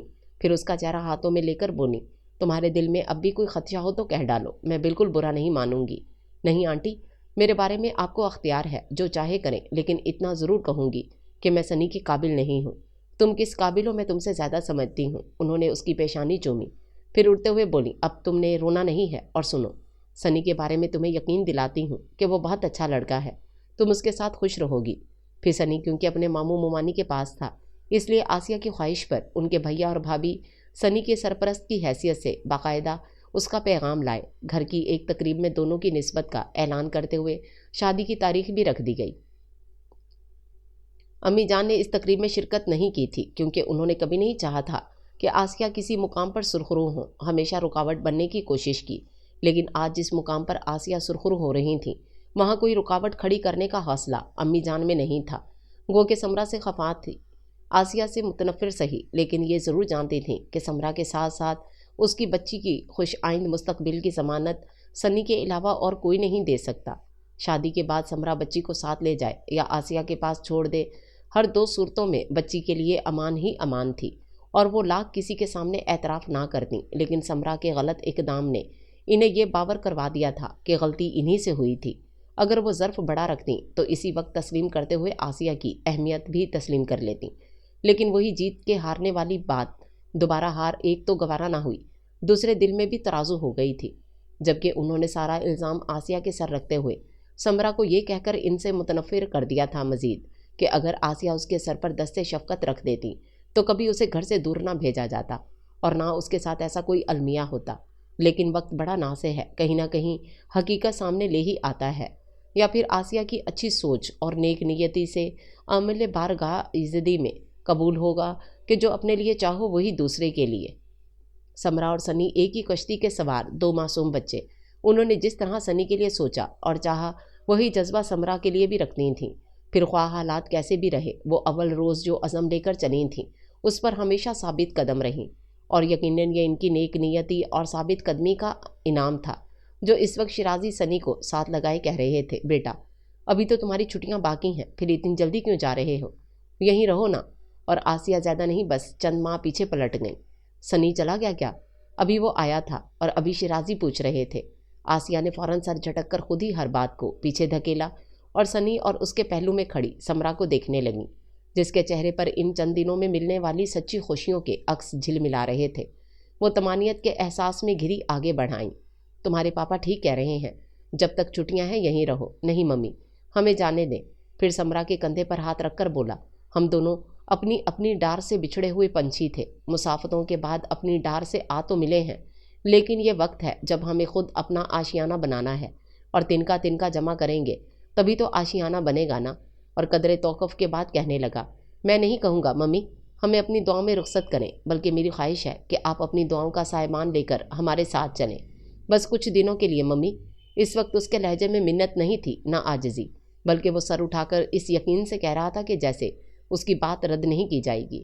اور آسیہ حیران ہو کر دیکھنے لگیں کہ ایک عمر کی ریاضت کے باوجود وہ اسے جو مقام نہیں دلا سکی تھیں وہ اس نے اپنے ایک اچانک فیصلے سے خود حاصل کر لیا تھا۔ بیٹا، وہ کوئی عذر تراشنا چاہتی تھیں کہ شیرازی بول پڑے، چلی جاؤ آسیہ، اگر بچوں کی یہی خواہش ہے تو۔ ہاں آنٹی، سمرا بولی تھی کہ اس نے فوراً ٹوک دیا، آنٹی نہیں ممی۔ ممی سمرا نے یوں ہی دہرایا، پھر آسیہ کی طرف دیکھ کر بولی، ممی میری جان۔ اس کے ہونٹوں سے یہی ایک لفظ سننے کے لیے آسیہ نے کیا کیا کچھ نہیں کیا تھا۔ یوں لگا جیسے اس نے ابھی ابھی بولنا سیکھا ہو اور سب سے پہلے انہی کو پکارا ہو۔ فرتے جذبات سے پلکیں نم ہو گئیں اور اس سے پہلے سامنے نظر آتے روشن دمکتے ہوئے چہرے دھندلا جاتے۔ انہوں نے دونوں بازو کھول دیے۔ اگلے ہی پل وہ دونوں بچے ان کی آغوش میں سما چکے تھے جن کے لیے انہوں نے ہمیشہ ایک ہی انداز سے سوچا تھا۔ اس کا نام سکندر بخت ہے، دیکھنا یہ مقدر کا بھی سکندر ہوگا۔ اماں کی سرگوشی کہیں قریب ہی سنائی دی۔ انشاءاللہ اس وقت ان کے ہونٹوں سے نکلا تھا اور اب وہ کہہ رہی تھیں، ماشاء اللہ۔